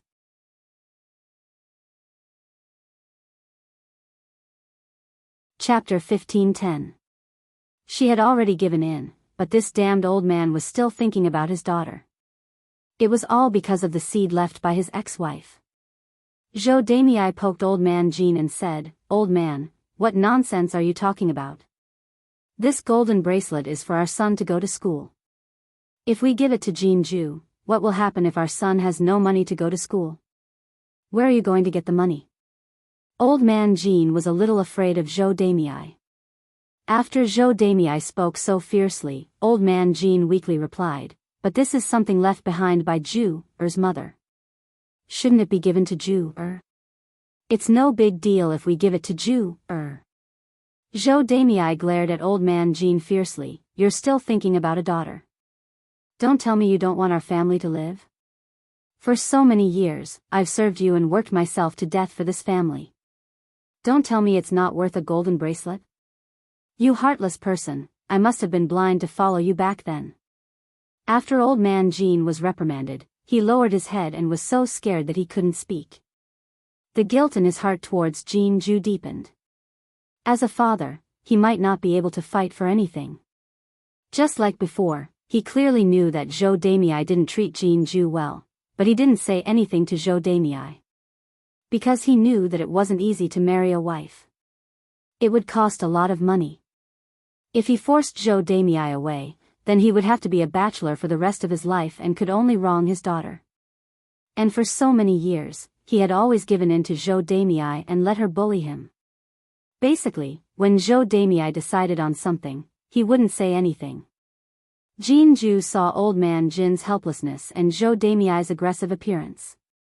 She knew very well that it would be more difficult than ascending to heaven for Zhou Damei to spit out the golden bracelet. When she married Zhu Eru, she was already very grateful that Zhou Damei didn't make things difficult for her. So she didn't intend to fight with Zhou Damei for this golden bracelet. After all, as Zhou Damei said, her younger brother still had to go to school. Her younger brother was Zhou Damei's child and also her father's child. They were related by blood. She didn't have any objections to let her brother study and bring glory to the Jin family. Jianghu said coldly, "Father, mother, you can keep the golden bracelet. I don't need it." When Zhou Damei heard this, she was overjoyed. She poked old man Jin and said, "I say, old man, did you hear that? Zhu-er already said no. This girl is more sensible. He knows what's good for our Jin clan." Old man Jin looked up at Jianghu, his eyes filled with guilt. "Zhu-er, Dad, I really don't need it." Jianghu emphasized again. Jianghu didn't want it, but old Zhao's family was unhappy. How could he be willing to let go of something that was clearly in his hands? Hua Chunhua looked at Jianghu with dissatisfaction. She scolded Jianghu in her heart for being useless. She didn't even know how to bring some benefits to her in-laws. A golden bracelet. How many good things could he exchange for? Hua Chunhua was even more dissatisfied with Jianghu after such a disturbance. However, he didn't say anything. Although Feng Zhangxia didn't have any objections, it was better for his daughter-in-law to bring some good things over. Naturally, he also hoped that Jianghu would bring more dowry, so that their first branch's life would be better. "Old man, the girl said no, so she doesn't want it. We'll keep it for ourselves."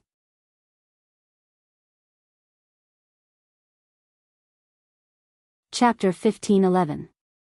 In fact, Zhou Damei couldn't bear to part with 6 quilts. After all, 6 quilts added up to a lot of money. However, if she went overboard, it would definitely make old man Jin unhappy.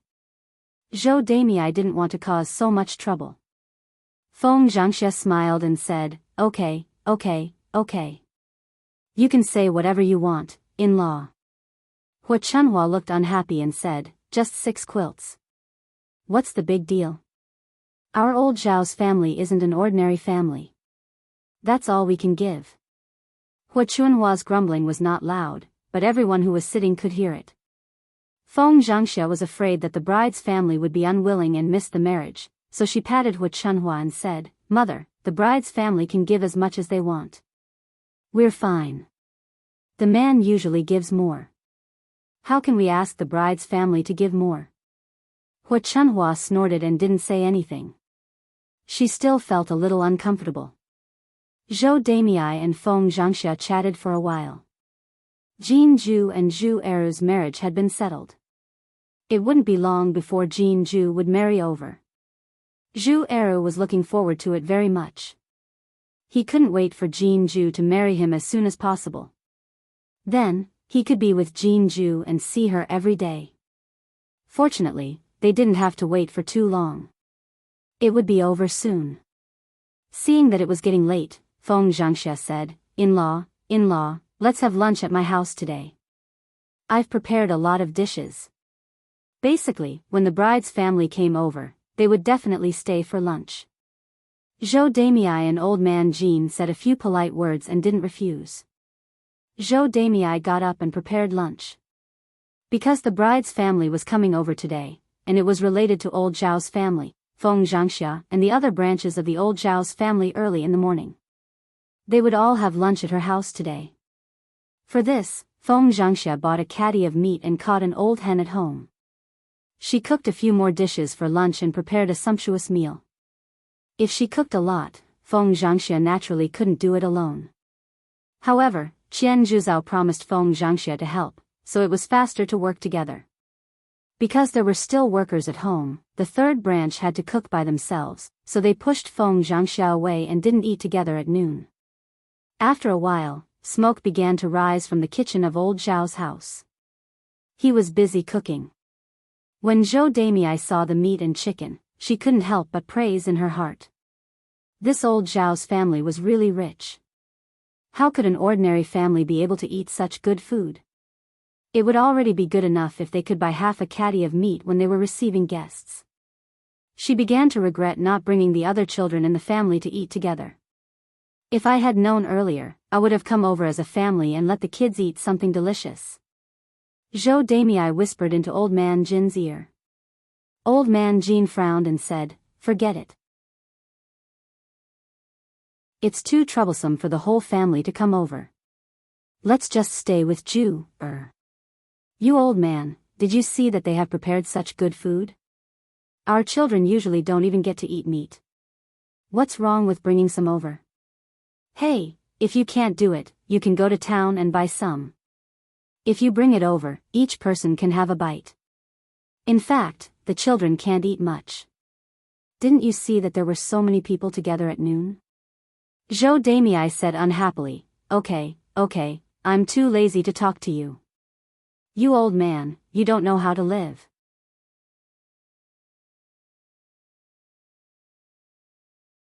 Chapter 15:12. Jianghu sighed helplessly. Her stepmother was like this.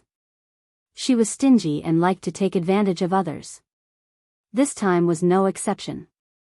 But fortunately, when she married in the future, she would not have too much contact with her family. Thinking of being able to leave Zhou Damei's side, Jianghu felt a burst of joy in her heart.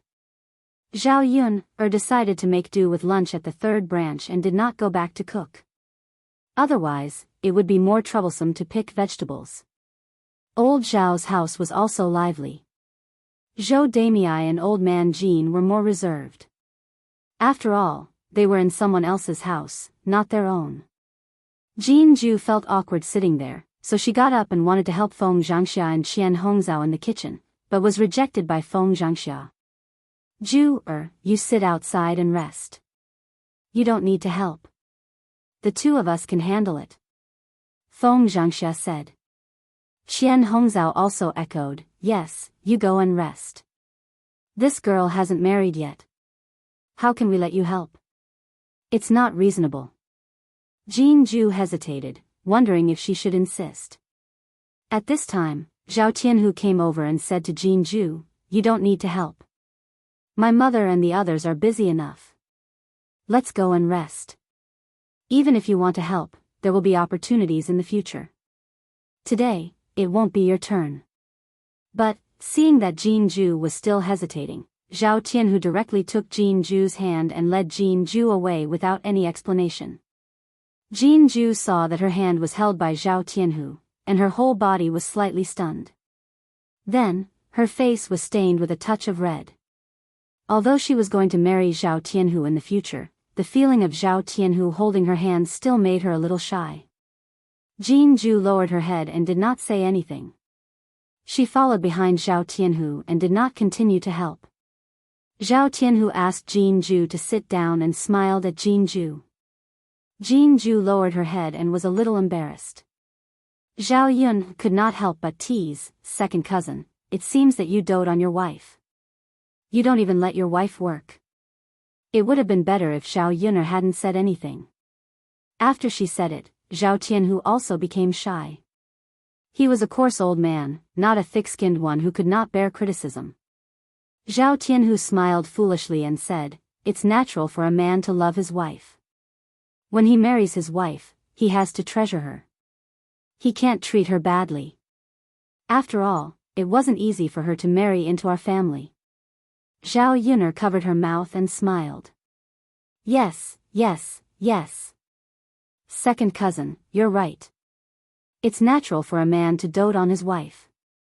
Second sister-in-law will be so happy to be with you in the future. Marrying a man like Zhao Tianhu was indeed a blessing. Hearing Zhao Yun'er's words, Jianghu lowered her head and became more and more embarrassed. Zhao Yun'er didn't continue to tease her. Zhou Damei said embarrassedly, "Actually, it's okay to let Zhu help. Your family has prepared so many sumptuous things to entertain us. We're a little embarrassed to just sit here and do nothing. In the future, when Zhu marries into your family, it's natural for her to help with some work. But you're too polite." Zhao Tianhu smiled. "Auntie, it's okay. There's really no need."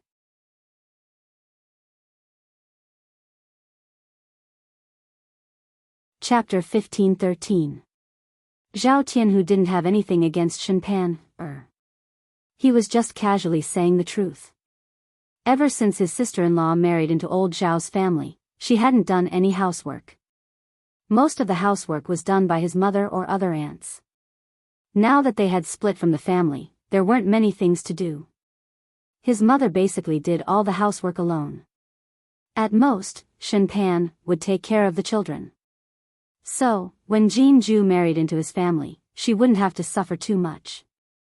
When Zhou Damei heard Zhao Tianhu's words, she couldn't help but sigh. "What? Your sister-in-law has never done any housework? In the countryside, which daughter-in-law could have such a comfortable life? If Jianghu married into his family, wouldn't she be living a happy life every day?" Zhao Tianhu nodded and said, "Yes, my sister-in-law has never done any housework. Even if she did, it was very rare." Zhou Damei opened her mouth in disbelief. Or rather, she found it hard to accept. After all, if she had a daughter-in-law, she would definitely send her to work every day. How could she not do any housework? It wasn't easy for a daughter-in-law to become a mother-in-law, so she would have to order her around. How could she not do anything? Old Zhao's family was really interesting. Just as Zhao Tianhu was talking about Shenpan happened to come out of the house with Zhao Yangyang. Zhao Tianhu pointed at Shenpan and said, "Auntie, this is my sister-in-law." Zhou Damei's gaze landed on Shenpan. Shenpan was wearing a lake blue dress and some jewelry. She looked even prettier than before. She was completely different from the people in the countryside. She had a unique aura, just like a young lady from a rich family. But after hearing what Hu Chunhua said, Shenpan seemed to be a young lady from a rich family. No wonder she didn't do any housework. Old Zhao's family was like this. It wasn't easy for him to marry a young lady from a rich family. If he made her do housework, she would inevitably be unhappy. Zhou Damei stared at Shenpan's hands and sighed. "Tisk, tsk, tsk. Her hands are so beautiful even though they haven't worked before. They're so white and tender. They're different from our Zhu's hands." If Zhou Damei hadn't said anything, no one would have noticed. After she said that, everyone looked at Jianghu's hand. Jianghu probably worked a lot at home, so her hands were very rough.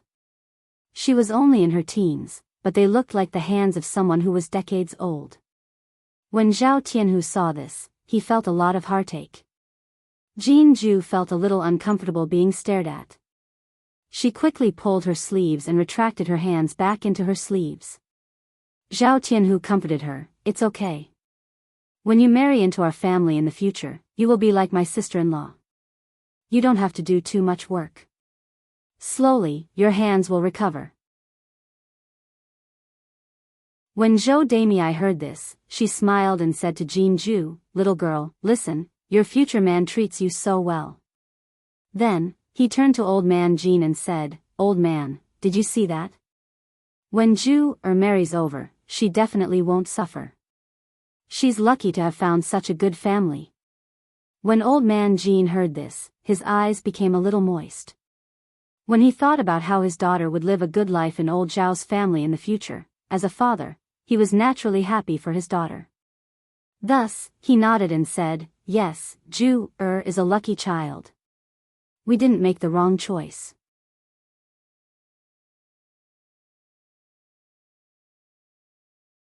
Chapter 15-14.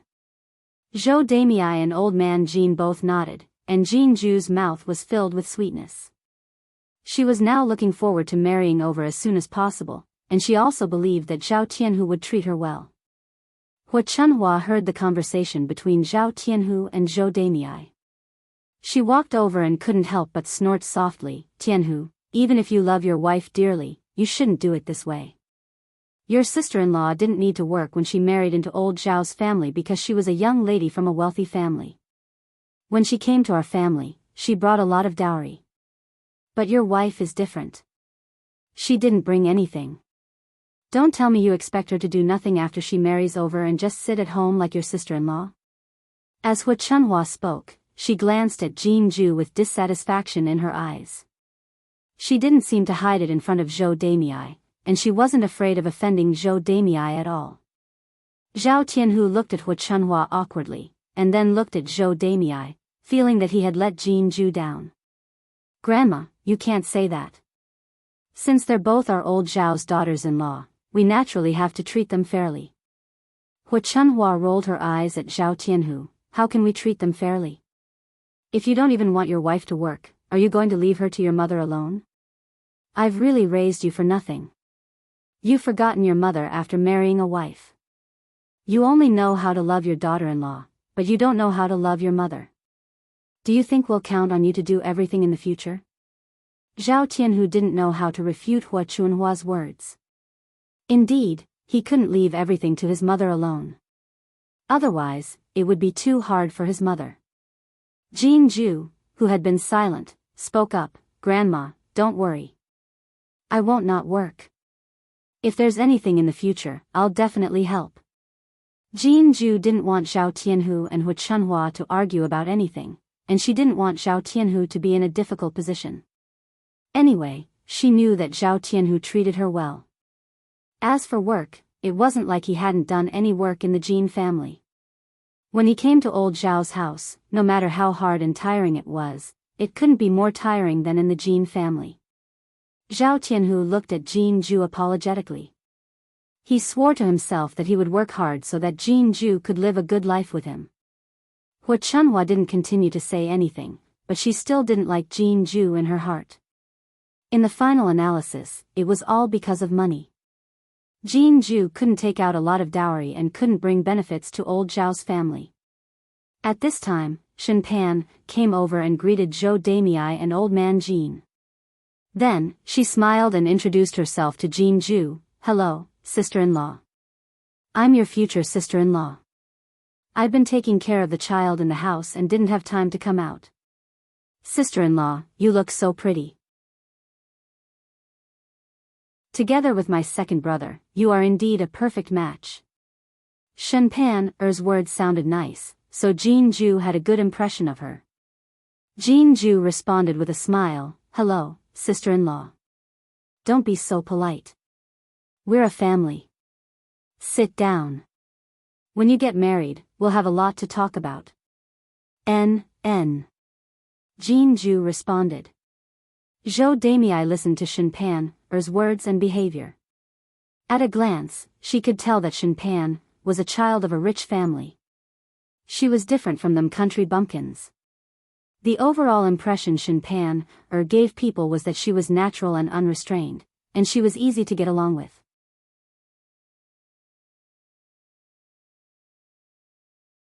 Chapter 15:15.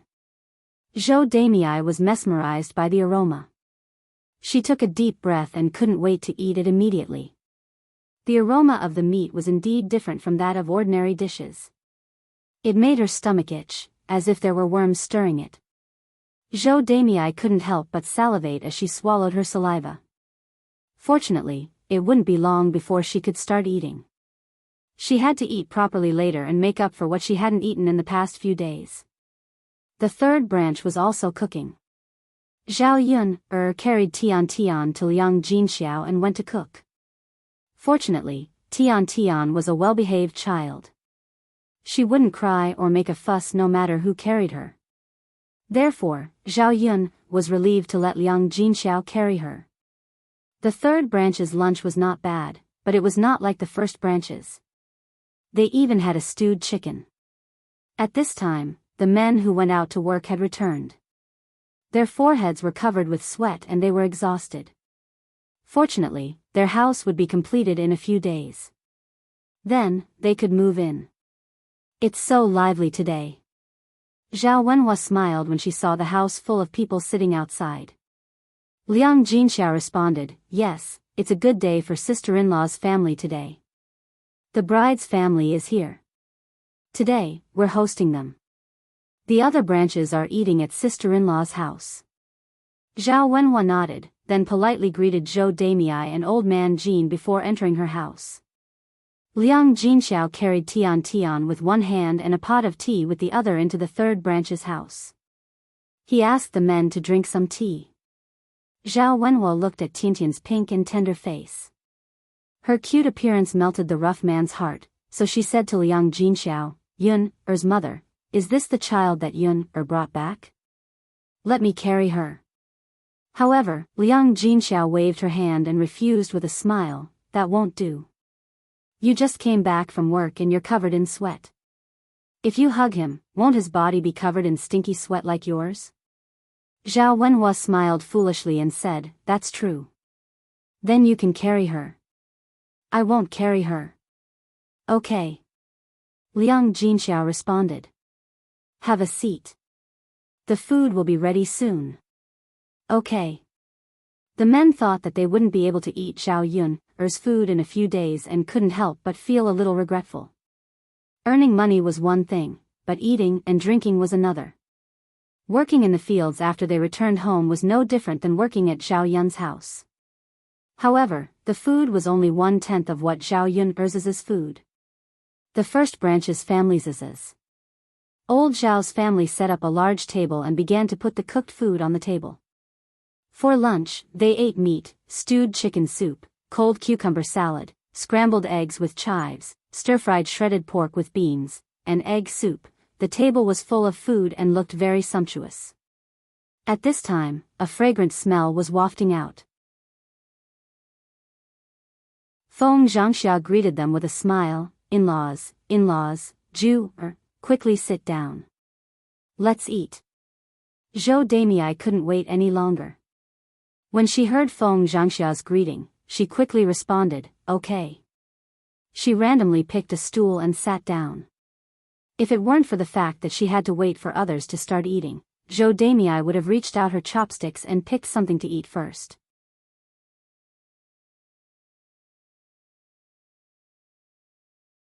Chapter 15:16. Old Zhao's family was sincere enough to entertain them like this.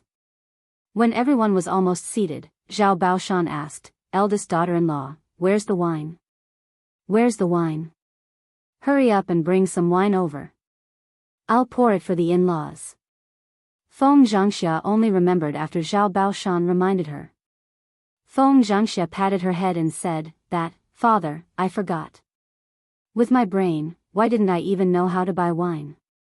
Father, is there a wine shop in our house? Zhao Baoshan frowned. How can we do that? Our home-brewed wine is not good and can't compare to the wine bought outside. How can we serve the in-laws with this kind of wine?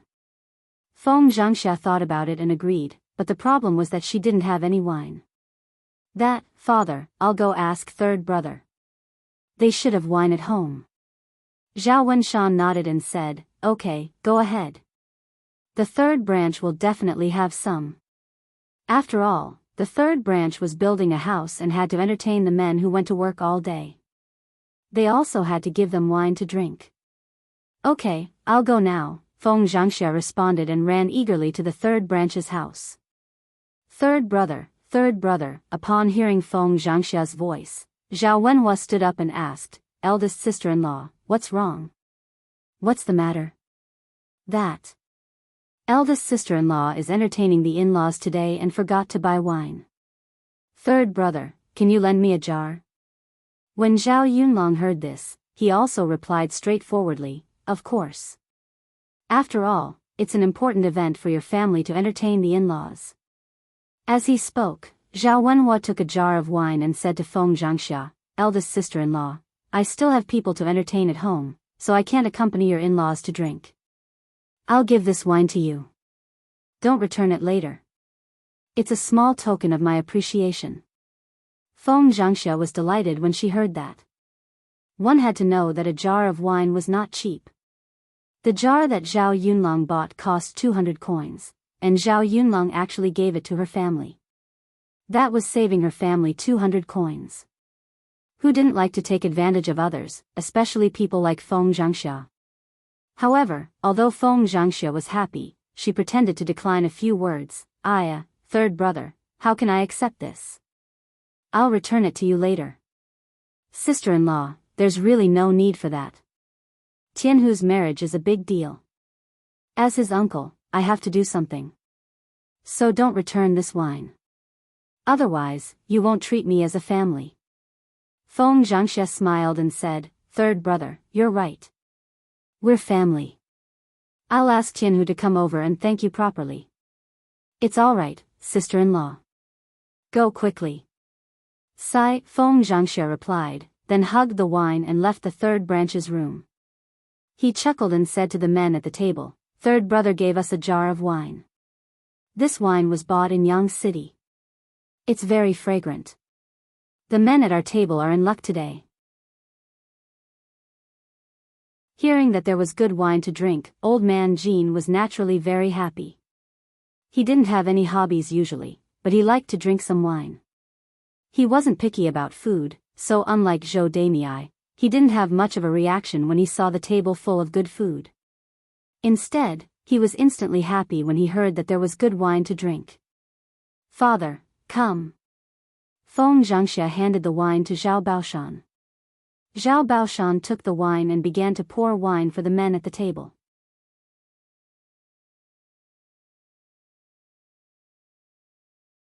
Chapter 15-17. Zhao Tianhu wanted to snatch the wine from Zhao Baoshan's hands. After all, this kind of work could not be done by an elder. As juniors, they had to be served wine by Zhao Baoshan.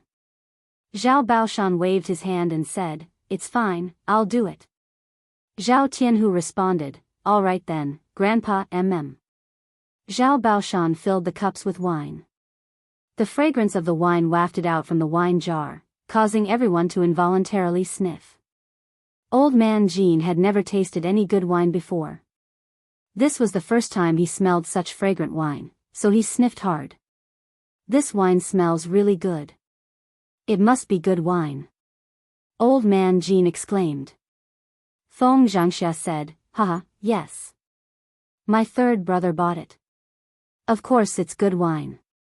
Old man Jean nodded. So that was how it was. He was wondering why it smelled so good. The difference between the wine he bought and the wine he brewed was too big. Usually, he brewed his own wine or bought it from other families in the village. The price was very low, so it could not be compared to the wine he bought from Yang City. Zhao Wenshi also laughed and said, yes, This wine smells really good. It's much better than the wine we usually drink. We can have a good drink this afternoon. Zhao Baoshan said with a smile. The men at the table praised the wine on the table. The noise outside was very loud, so Zhao Wenshui could hear it from inside the room. He could not help but drool. During this period of time, although Li Chuiying made some delicious food for him to nourish his body, it was just some dishes. There was nothing good to eat. As for wine, he had not drunk any of it. Men all liked to drink, and he was no exception. As soon as he heard the men outside the room drinking wine and saying that the wine smelled good, Zhao Wenshui could not wait to rush out of the room and drink some. Seeing Zhao Wenshui like this, Li Chuiying said to Zhao Wenshui, Tianyu, his father, you just rest. I'll go out and get you a bowl of rice and some food. Normally, Li Chuiying would take care of everything. Even if it was Zhao Wenshui eating, she would prepare the food and hand it to Zhao Wenshui. Zhao Wenshui waved his hand and said, no need. Li Chuiying frowned, thinking that Zhao Wenshui didn't want to eat, so he asked, Tianyu's father, aren't you hungry? Today, sister-in-law's family is hosting the in-laws, so they prepared a lot of good dishes and meat. Even if you can't eat, you should at least eat some, right?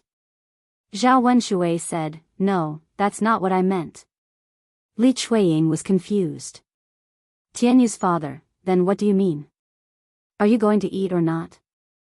Zhao Wenshui said, eat, of course I'm going to eat.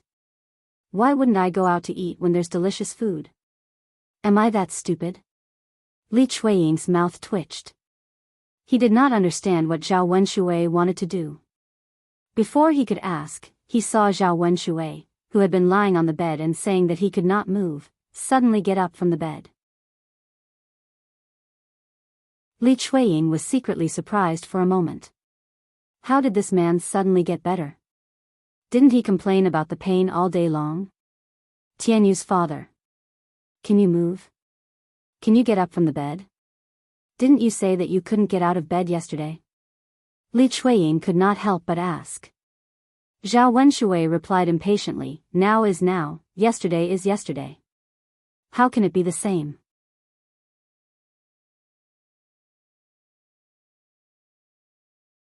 Chapter 15-18. Who would be seriously injured the day before and would be healed the next day? Wasn't it obvious? Li Chuiying suddenly realized that her man was lying when he said that he was injured and couldn't move. She finally understood Zhao Wenshui's motive. He just wanted to continue lazing around in bed and not do anything. He even wanted her to serve him all day. Li Chuiying was furious when she thought of this. She hated Zhao Wenshui for being so useless. Why was she so unlucky to have married such a man? She was also stupid to have been fooled by Zhao Wenshui. Zhao Wenshui only had to coax her a little, and she was so eager to take care of this man. Now that she thought about it, it was ridiculous. Why did she count on Zhao Wenshui? Was this man worth relying on? If it weren't for the fact that the child was young and needed someone to take care of him, she would have divorced Zhao Wenshui and seen who else this man could count on. Zhao Wenshui ignored Li Chuiying and ran out eagerly. He wanted to freeload some food and drink a few glasses of wine. If he didn't drink, he would probably die from hunger. Big brother, sister-in-law, give me a seat. I want to eat too. Zhao Wenshui said to Zhao Wenshi and Feng Zhangxia. The eldest branch didn't expect Zhao Wenshui to suddenly appear. After all, Zhao Wenshui had been lying in bed for almost a month and they had almost forgotten about him. They didn't expect Zhao Wenshui to suddenly appear and ask to eat at the table. The eldest branch couldn't help but look surprised. Zhao Wenshui squeezed in and sat down. He even called out to Zhao Baoshan, Father, hurry up and pour me a full glass of wine. I'll ask you if you'll let me drink. Hurry up and fill it up. Zhao Baoshan couldn't help but get angry when he saw Zhao Wenshui's behavior. This brat, Zhao Wenshi asked, second brother, have you recovered from your injuries? Can you sit on your butt now? I haven't seen you come out for so many days, but you've recovered today.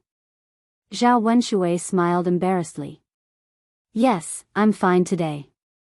Elder brother, your house is so lively today. How can I miss it? I'll definitely come out. Zhao Baoshan snorted softly. Your words sound good, but do you think others don't know what you're thinking? Wasn't it because he was greedy and wanted to eat that he ran out? When there was nothing to eat, she would hide in the house, but when there was food, she would rush out. Saying that he hasn't recovered from his injuries, I think he's just being lazy and doesn't want to work, so he's using his injuries as an excuse. Zhao Baoshan mercilessly exposed Zhao Wenshui, making him lose face. After all, he still wanted to save some face in front of so many people. After Zhao Wenshui heard Zhao Baoshan's reprimand, Zhao Baoshan grumbled unhappily, "Father, how can you say that about me?" Zhao Baoshan snorted coldly, "Why can't I say that? Am I not telling the truth? If you have the face to do it, why don't you have the face to admit it? How did our old Zhao family raise such a lazy person like you? You've done inhumane things. I thought you would change after suffering, but you're still the same. You haven't improved at all."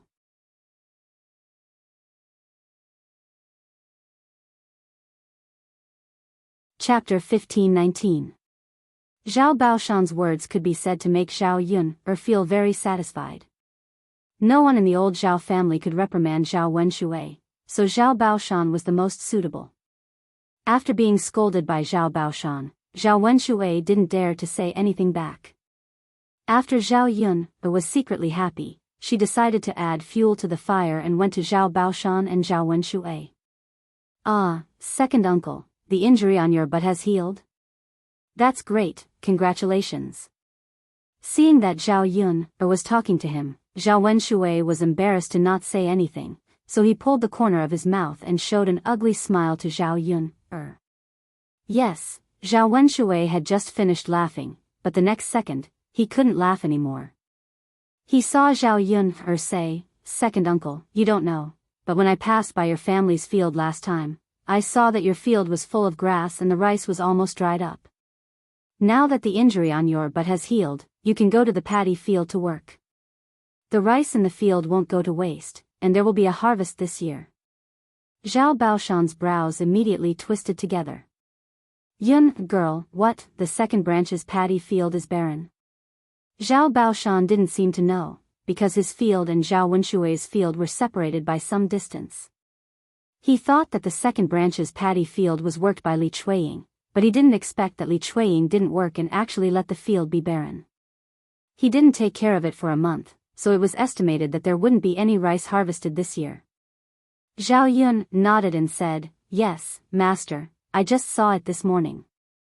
It's a pity that the barren field is barren, and the good rice is probably gone." Zhao Baoshan was a little angry. He glared at Zhao Wenshui with resentment. Zhao Wenshui was frightened by Zhao Baoshan's sharp eyes and hurriedly avoided them. He muttered, "Dad, why are you staring at me? You can't blame me for this. After all, I was injured and couldn't work in the field." Zhao Baoshan said, "You brat, how dare you say that it has nothing to do with you? Where's your face? Where's your face?" He actually had the nerve to say such words. He was obviously slacking off and pretending to be injured. He hid in the house and refused to come out. He was really injured. "If it weren't for the fact that you were craving for food and wine today, I reckon you probably wouldn't have come out. The family's field was given to you, but you brat, you actually ruined it like this. You really make me angry. How can the old Zhao family have such a prodigal son like you?" Zhao Wenshui was very embarrassed by Zhao Baoshan's scolding. Zhao Baoshan was not satisfied with his scolding, so he directly picked up the wooden stick on the ground and began to hit Zhao Wenshui. "I'll beat you to death, you prodigal son. The harvest of our old Zhao family's several mu of fields has been ruined by you. What's the use of raising you? You only know how to slack off and do a lot of bad things. You're a disgrace to our old Zhao family. Why doesn't God have eyes and take your life along the way?" Zhao Baoshan felt his chest tighten when he thought of what Zhao Wenshui had done these days. He was almost angered to death by Zhao Wenshui. There was no such lazy person in the old Zhao family, But Zhao Wenshui was like this. He didn't act like a man at all. Zhao Wenshui was beaten until he kept shouting. There were even red marks on his body. Zhao Baoshan did not show any mercy. Dad, stop hitting me. It hurts. Dad, please let me go. I'll die if you hit me again.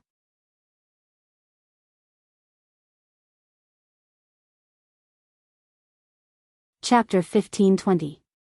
How could Zhao Baoshan let Zhao Wenshui off so easily? Instead, he continued to chase and hit him, scolding him as he hit him. For a moment, old Zhao's house was in a state of chaos. Zhao Yun watched as Zhao Wenshui was chased and hit by Zhao Baoshan. The scene was quite funny.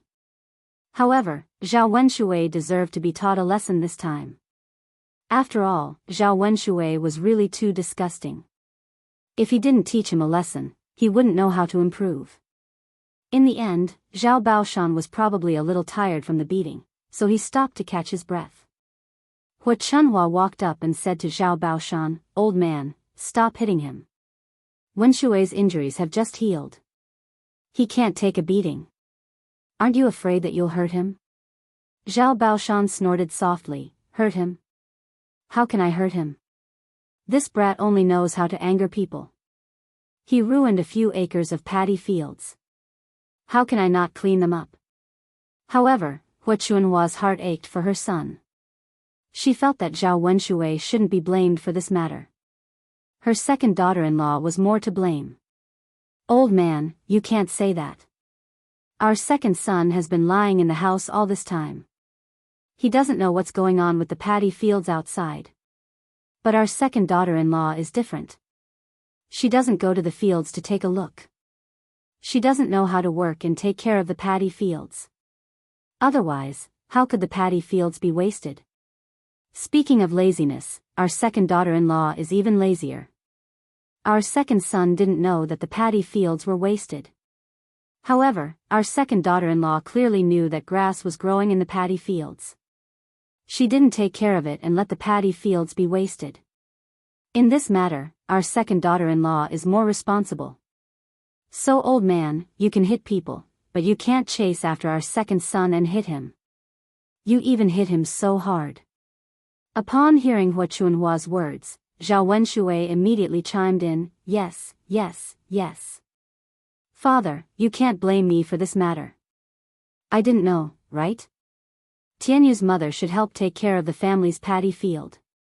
You clearly know that the paddy field is dry and the grass is growing, so you can do it alone. Why do you have to expect me to do it?" As soon as Zhao Wenshui finished speaking, Li Chuiying came out of the second branch's room and scolded Zhao Wenshui. "Zhao Wenshui, do you have any conscience? During this period of time, all the housework has been done by me alone. Every day, I have to do this and that, and I even have to serve you. I have to personally bring the food to your hands for you to eat. You still expect me to do the work in the paddy field? Do you want me to die of exhaustion? Besides, I don't know how to do these things. What's the point of expecting a woman to do farm work? Hee, in the end, isn't it all because of you? If you didn't have an affair with that widow Qian, you wouldn't have been beaten so badly that you can't work anymore. Now you're talking about me. I don't know where you get the shame from." Li Chuiying was also very angry with Zhao Wenshui, so she said these words. She also said these words to vent her anger. Anyway, no matter how good she was to Zhao Wenshui was a heartless person. Then from now on, she didn't have to be like this. Li Chuiying's heart was completely broken this time. The other members of old Zhao's family didn't say anything. Hua Chunhua felt that it was natural for her daughter-in-law to be good to her son, so she said to Li Chuiying, "Second daughter-in-law, what are you saying?"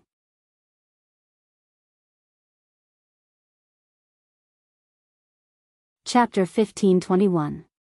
In Hua Chunhua's opinion, if Li Chuiying did not work in the fields, then Li Chuiying was in the wrong. After all, there were many women in the village who worked in the fields.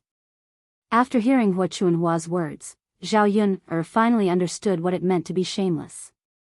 Hua Chunhua was like this, twisting the truth and distorting the truth. In order to protect the person she wanted to protect, she would pour all the dirty water on others. Seeing Li Chuiying like this, she was really pitiful. She had a weird man and a weird mother-in-law. Qian Zhozha, who was listening from the side, could not help but advise, "Mother, you can't say that about second sister-in-law. It's not easy for second sister-in-law to take care of the whole family alone. She needs 2 people to help her with the work in the fields. As a woman, second sister-in-law really can't do it." Zhozha was speaking from a fair point of view.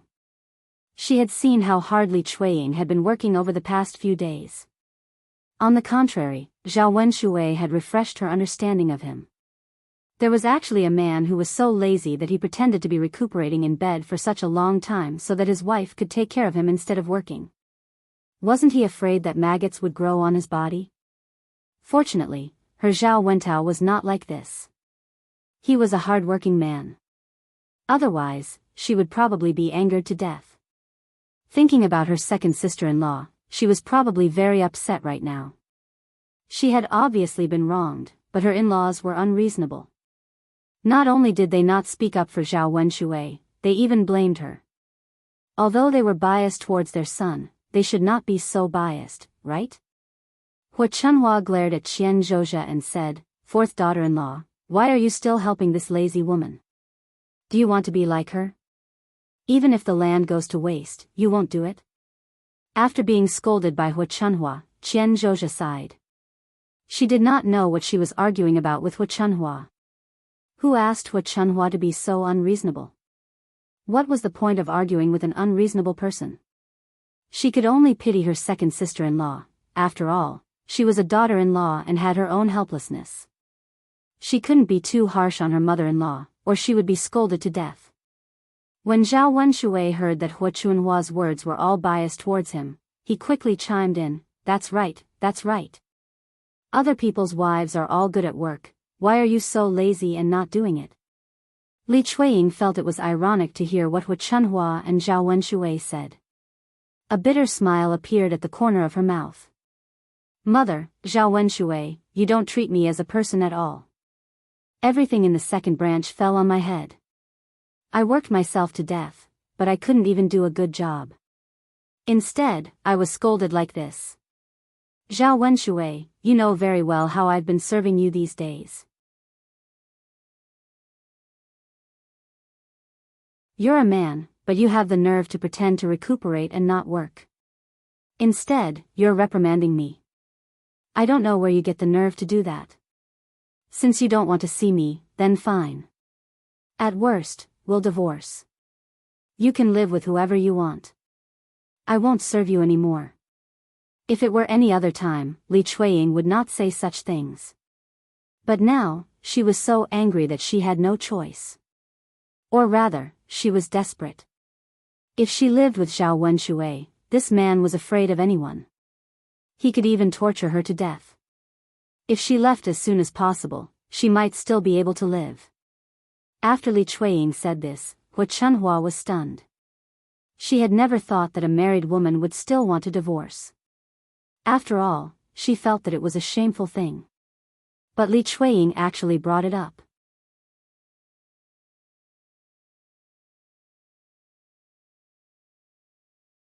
Chapter 1522. Feng Zhangxia also tried to persuade her. That's right, second sister-in-law.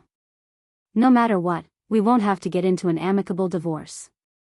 You and second brother have been husband and wife for decades. As the saying goes, one day as husband and wife means endless devotion for the rest of your life.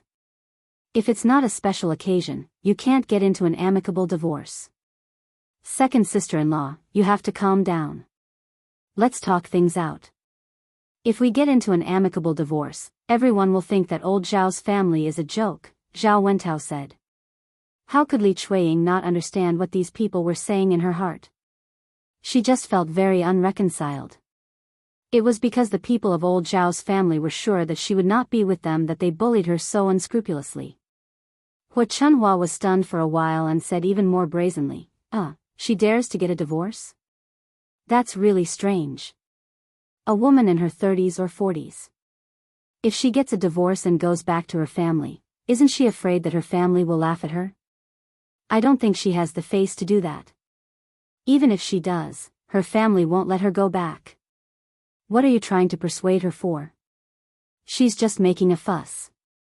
Does she really dare to leave our second brother? Li Chuiying was even angrier when she heard Hua Chunhua's words. Zhao Yun was watching from the side. When she saw Hua Chunhua's overbearing and arrogant manner, she felt disgusted. Hua Chunhua really showed the image of an evil mother-in-law vividly. Zhao Wenshui was originally worried, but when he heard Hua Chunhua's words, he immediately felt relieved. His mother was right. He didn't believe that Li Chuiying would really leave him. If she dared to leave and her family didn't accept her, she would have to obediently come back and beg him. Sure. Li Chuiying's lips curled into a smile. Anyone who had been humiliated like this would feel suffocated in their hearts. If that's the case, then let's get a divorce. Old Zhao's family doesn't care whether I live or die in the future. Anyway, Zhao Wenshui, I'm not going to serve you anymore.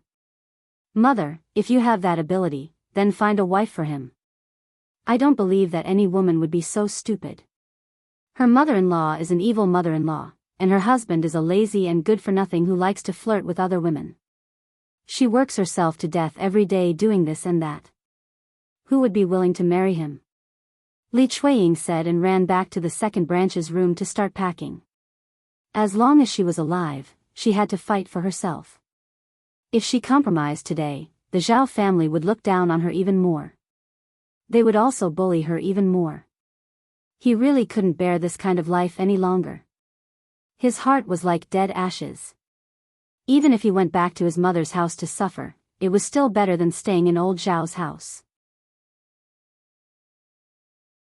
Seeing Li Chuiying packing up, Zhao Jing hurried forward and asked, "Mother, are you really leaving?"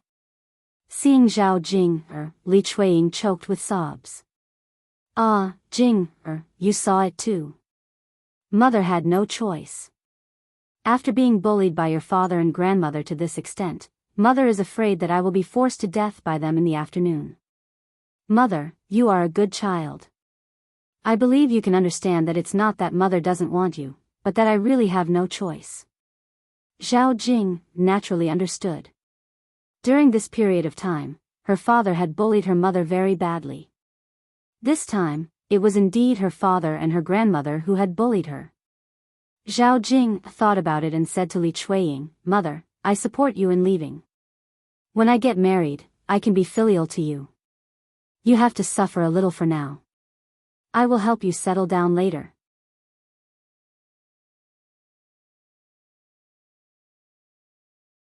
Chapter 1523.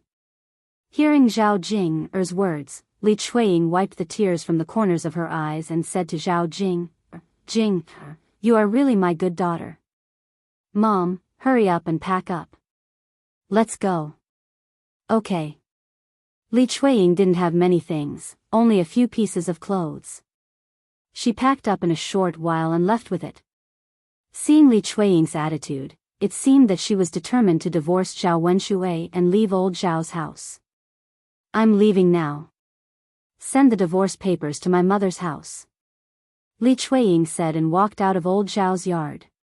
When Hua Chunhua saw this, she was dumbfounded. This second daughter-in-law actually wanted to leave. If Li Chuiying left, wouldn't the second branch be finished? Who would take care of Zhao Wenshui? She was already so old. She couldn't help her son do this and that, could she? It was tiring to cook and wash clothes by herself every day.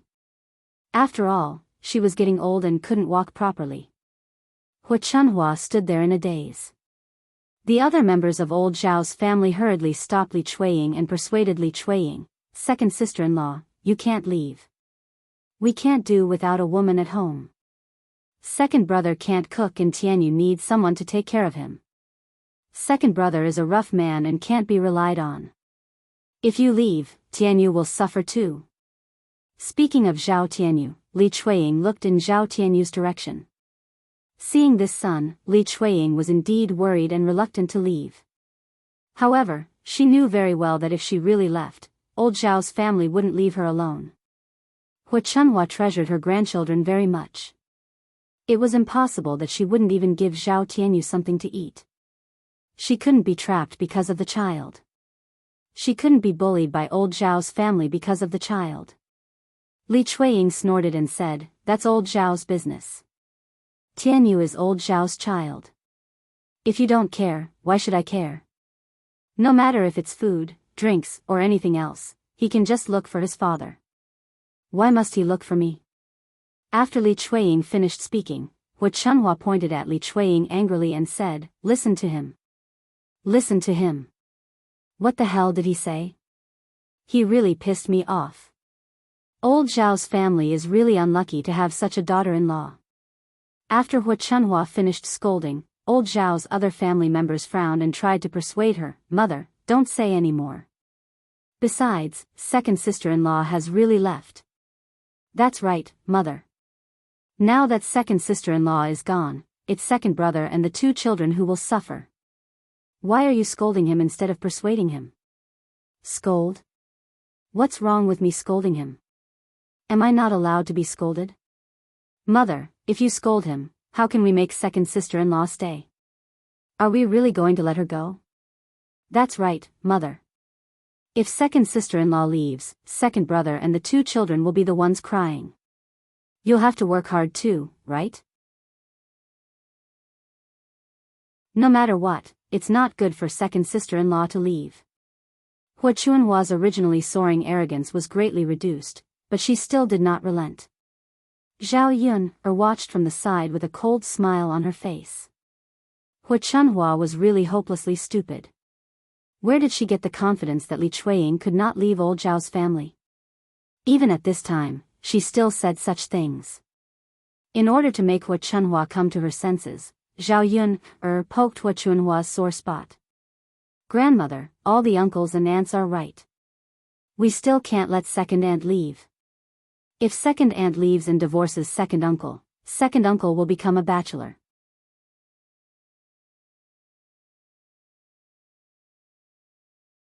Chapter 1524.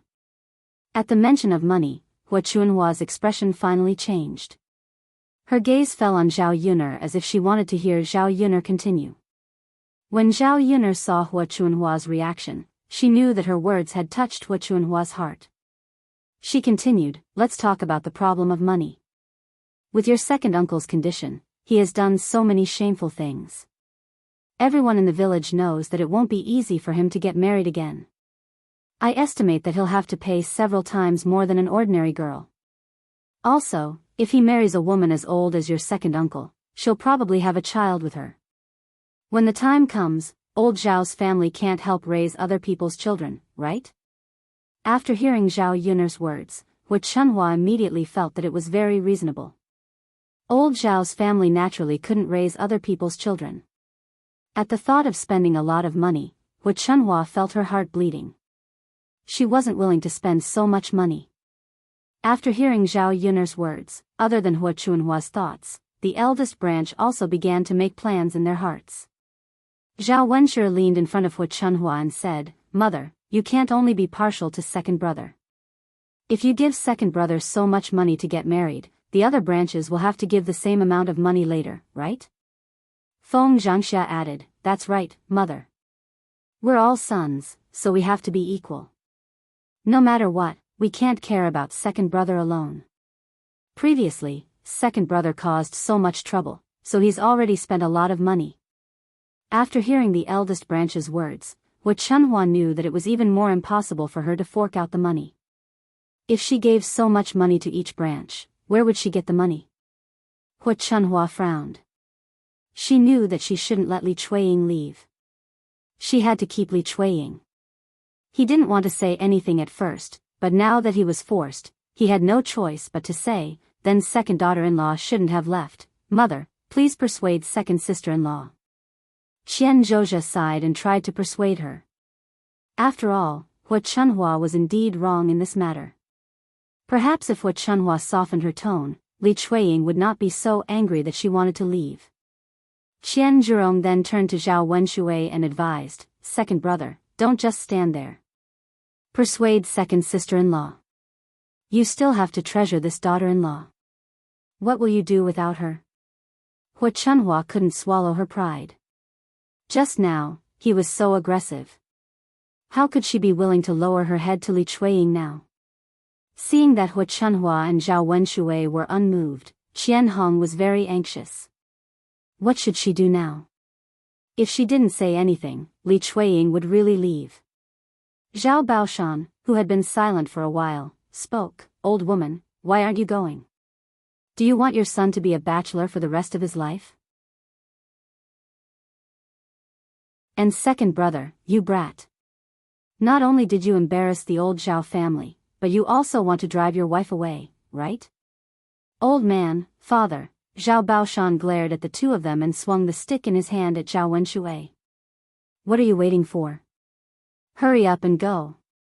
Although Zhao Wenshui and Hua Chunhua were a little unwilling, they still went to Li Chuiying and tried to persuade Li Chuiying to stay.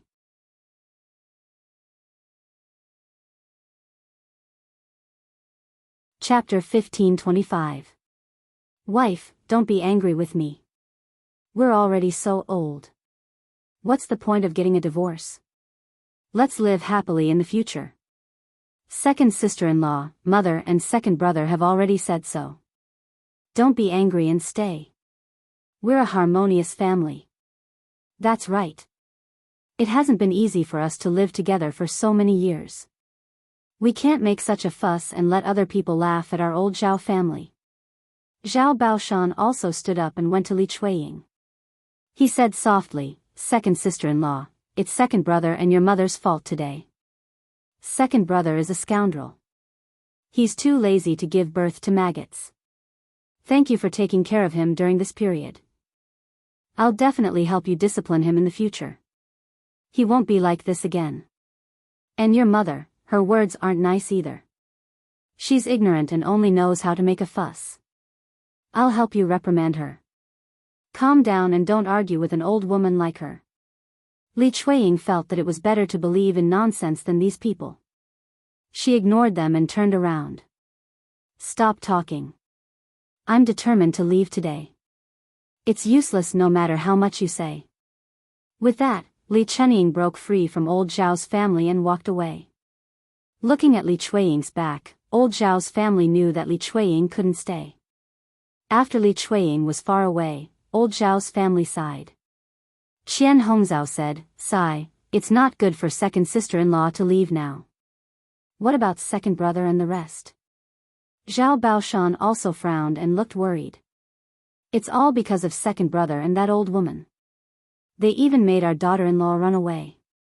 I've seen it for myself. He didn't know what to say about Zhao Wenshui and Hua Chunhua.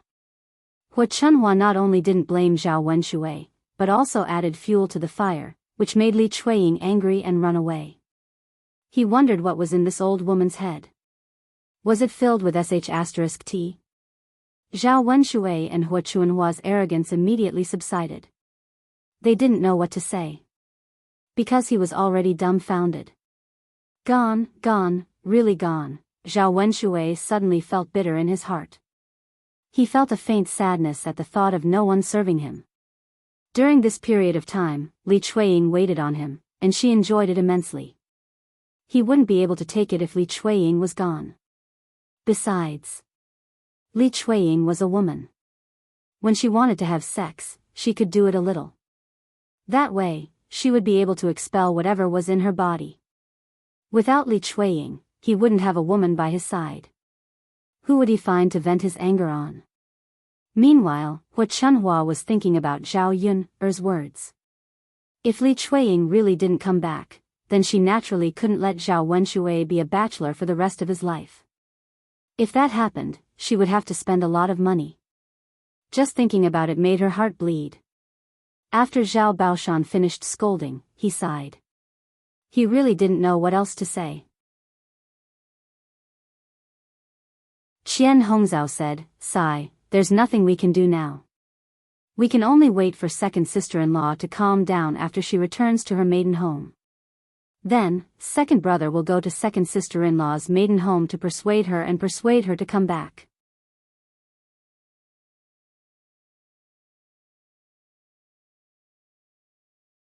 Chapter 1526. Zhao Wenshui nodded heavily and said, "Father, I understand. I'll go and coax her later." Zhao Baoshan responded. His anger seemed to have subsided a little, but he was still dissatisfied with Zhao Wenshui. The original commotion finally stopped. Old Zhao's family members all had different thoughts.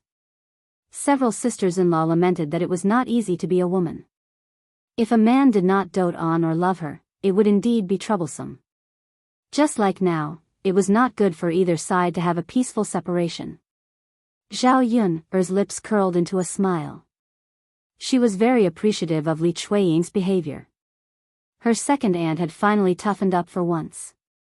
The way she turned and left was simply too cool. As a woman, sometimes she had to be bold and do some things. Otherwise, she would be bullied, looked down upon, and suppressed by men. In fact, it would be a good thing if Li Chueying really left a disgusting man like Zhao Wenshui. Although it would be a little late to escape the sea of suffering, it was better than not escaping at all. As long as she worked hard in the future, it was not impossible for her to live. Father, mother, all right. Let's not think about second brother and second sister-in-law's matter. Hurry and sit down to eat. My in-laws are still here. We've delayed the meal. Zhao Baoshan sighed. Only then did he react. Indeed, this kind of thing in front of outsiders this year would only make them a laughing stock. The most important thing today was to entertain the first branch's in-laws. Instead, because of other things, they kept others waiting and did not eat. Zhao Baoshan tugged the corner of his mouth and revealed a smile.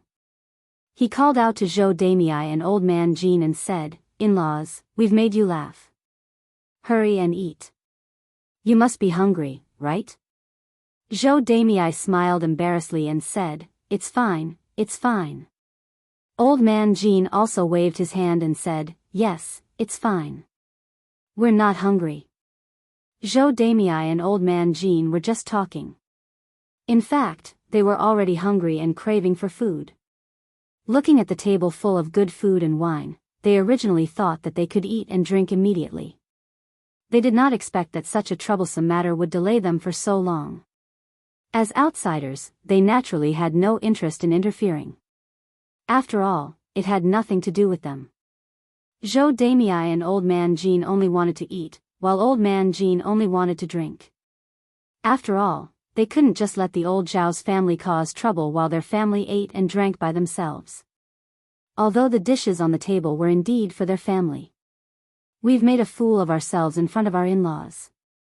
Let's drink more today. Old man Jean chuckled. It's fine. It's normal for the house to be noisy. Zhao Baoshan sighed and didn't want to talk about it. After eating and drinking, Feng Zhangxia called out to the other families and said, "Today is the first time our future daughter-in-law has come to our house. As an elder, we should give her some red packets as a token of our appreciation." Feng Zhangxia opened her mouth to ask everyone to give red packets to Jianghu. If it weren't for the red packets, Feng Zhangxia wouldn't have been so attentive to call the other families to eat together and cook so many dishes to entertain them. This was the traditional custom of the countryside. When a daughter-in-law came to visit for the first time, the future mother-in-law and relatives in the family had to give red packets. In other words, the other families in old Zhao's family had to give some red packets as a festive occasion. Hearing that it was money, the other families didn't say anything. After all, when they got married in the future, it was the same.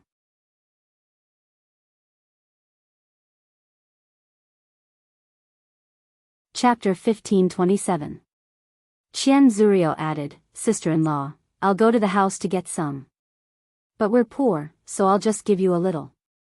Don't think it's too little." Feng Zhangxia naturally thought that the more the others gave, the better. This would make them look good. But since Qian Zurio said so, he was too embarrassed to say anything else, so he nodded and said, "Okay, it's nothing. How can I dislike it? It's your kind intentions." Qian Zurio smiled and replied, "That's good. As long as you don't dislike it, sister-in-law." Feng Zhangxia secretly cursed his third sister-in-law for being too stingy. They weren't poor, so what if she gave him a little more? His third brother had drunk so much wine at his house in the afternoon. The wine added up to a lot of money. The third and fourth branches agreed, but the second branch didn't say anything. Feng Zhangxia looked at Zhao Wenshui and said, "Second brother, why aren't you saying anything? Can't you at least give me a red packet?" Zhao Wenshui muttered in his heart. Why should he give? He didn't have a single cent on hand. What else could he give? Not only did he have no money, but he also owed Hu Chunhua a lot. He didn't even have the money to buy medicine. He had to borrow it from Hu Chunhua. Zhao Wenshui replied with a bitter face, "Sister-in-law, after my butt was injured, I used all my money to buy medicine. Now I owe a lot of money. I don't have a single cent on hand, so I can't take it out." Feng Zhangxia frowned and looked a little displeased. She didn't know if Zhao Wenshui really didn't have any money or if it was just an excuse. "Second brother, you drank a lot today and ate a lot of food. Our family can't treat you for nothing. Tianhu's marriage is a big deal. If you don't even give it to him as his uncle, you'll be laughed at by your in-laws. How about this, you don't have to give more. Just give me 50 copper coins. If you really can't take it out, second brother, you can borrow from mother again. Mother will definitely lend it to you." Zhao Wenshui's face was bitter. But what? Second brother, do you not want to take out the money?" "No, sister-in-law, how could that be? I really don't have any money. Mother has already borrowed a lot of money. If you want to borrow more money, mother will definitely not give it to you. Then I'll lend it to you. Remember to return it to me later." Zhao Wenshui was rendered speechless by Feng Zhangxia. It seemed that if he didn't pay up today, Feng Zhangxia wouldn't give up. Zhao Wenshui had no choice but to say, okay. "Sister-in-law, can you lend me 50 copper coins as my red packet? I'll pay you back when I have money." Only then was Feng Zhangxia satisfied. "Alright, second brother, let's do it this way. You must remember this 50 copper coins later. Don't drag it out and refuse to give it to me." Zhao Wenshui replied helplessly, yes, sister-in-law. Don't worry. If I have money, I'll definitely give it to you." "Alright, that'll do." Qian Red Date had already run into the house. She took out 30 copper coins and handed it to Feng Zhangxia. Feng Zhangxia glanced at it and estimated how much it was. She felt very uncomfortable and secretly scolded Qian Red Date for being stingy. Couldn't she give more? How could she have the nerve to take out such a small amount? Liang Jinxiao went into the house and took out some money, 66 copper coins. Lu de Shun was an auspicious number. It was a festive number.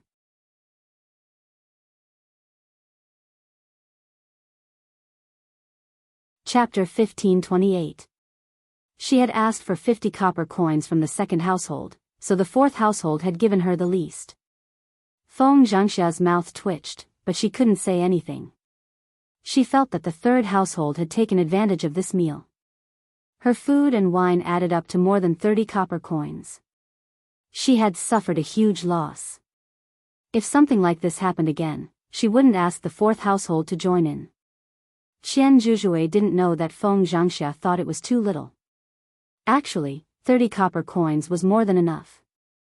Their family had just separated from the main household, so they had a lot of things to buy. Moreover, they were thinking of building their own house and moving out like the third household. They had to be frugal now so that they could save money to build a house. Feng Zhangxia took the money and went to Jianghu. She also took a red packet of 188 copper coins and handed it to Jianghu. This is a red packet from me and your aunts. Keep it." Jianghu was a little embarrassed and didn't reach out to take it. Zhou Damei quickly patted Jianghu and said, Why are you doing this? Hurry up and take it. What's there to be embarrassed about?" Jianghu hesitated for a moment, then slowly reached out and took the red packet from Feng Zhangxia. Seeing that Jianghu had taken it, Zhou Damei pretended to be polite and said to Feng Zhangxia, "In-law, you're too polite. It's Zhu's fortune to marry into your family." Feng Zhangxia smiled and replied, "It's my pleasure." Haha. For a moment, old Zhao's house was lively. After lunch, Zhao Tianhu sent the Jin family back. Old Zhao's family members went back to their own rooms. Zhao Yun cleared the dishes and started washing them. She let Liang Jinxiao carry Tian Tian. Liang Jinxiao carried Tian Tian and swayed back and forth. After feeding Tian Tian and the hot weather, she felt sleepy. Soon, Tian Tian fell asleep. When Liang Jinxiao saw this, he carried Tian Tian back to the courtyard and put her on the bed to sleep. Liang Jinxiao walked out and said to Zhao Yuner, "Give it to mother. Mother will wash it." Zhao Yuner waved her hand and said, "No need, mother, it's almost done." "Sigh, all right then, you wash it." Liang Jinxiao clutched her chest. She suddenly felt nauseous and wanted to vomit. She said to Zhao Yuner, "The sour plum soup you made last time was not bad. Can I make some more for you? Mother wants to drink that." Zhao Yuner nodded and said, "Okay, I'll get some when we get back." Making sour plum soup was not a big deal, and it should be ready in a short while. It just so happened that Liang Jinxiao wanted to drink it, and the other men in the house happened to be at work. It was indeed a good idea to give some sour plum soup on such a hot day. Liang Jinxiao nodded and said, "Okay. It's such a hot day, it's good to drink something cold." Zhao Yuner muttered. Liang Jinxiao laughed and said, "It's not that I want to drink it because of the volume, but I think that the sour taste is good. I don't know what's wrong with me recently, but I just want to drink something sour. I always feel that eating something sour will make me feel better." Zhao Yuner frowned and asked, "You want to eat something sour?" "Yes. And I feel uncomfortable, like I want to vomit." "Vomit?" "Yes. Mother, are you sick?" Zhao Yuner asked with concern. You're tuning into the Biyao's Wuxia Chronicles YouTube channel. Don't forget to subscribe and join us on this journey to catch the most captivating stories.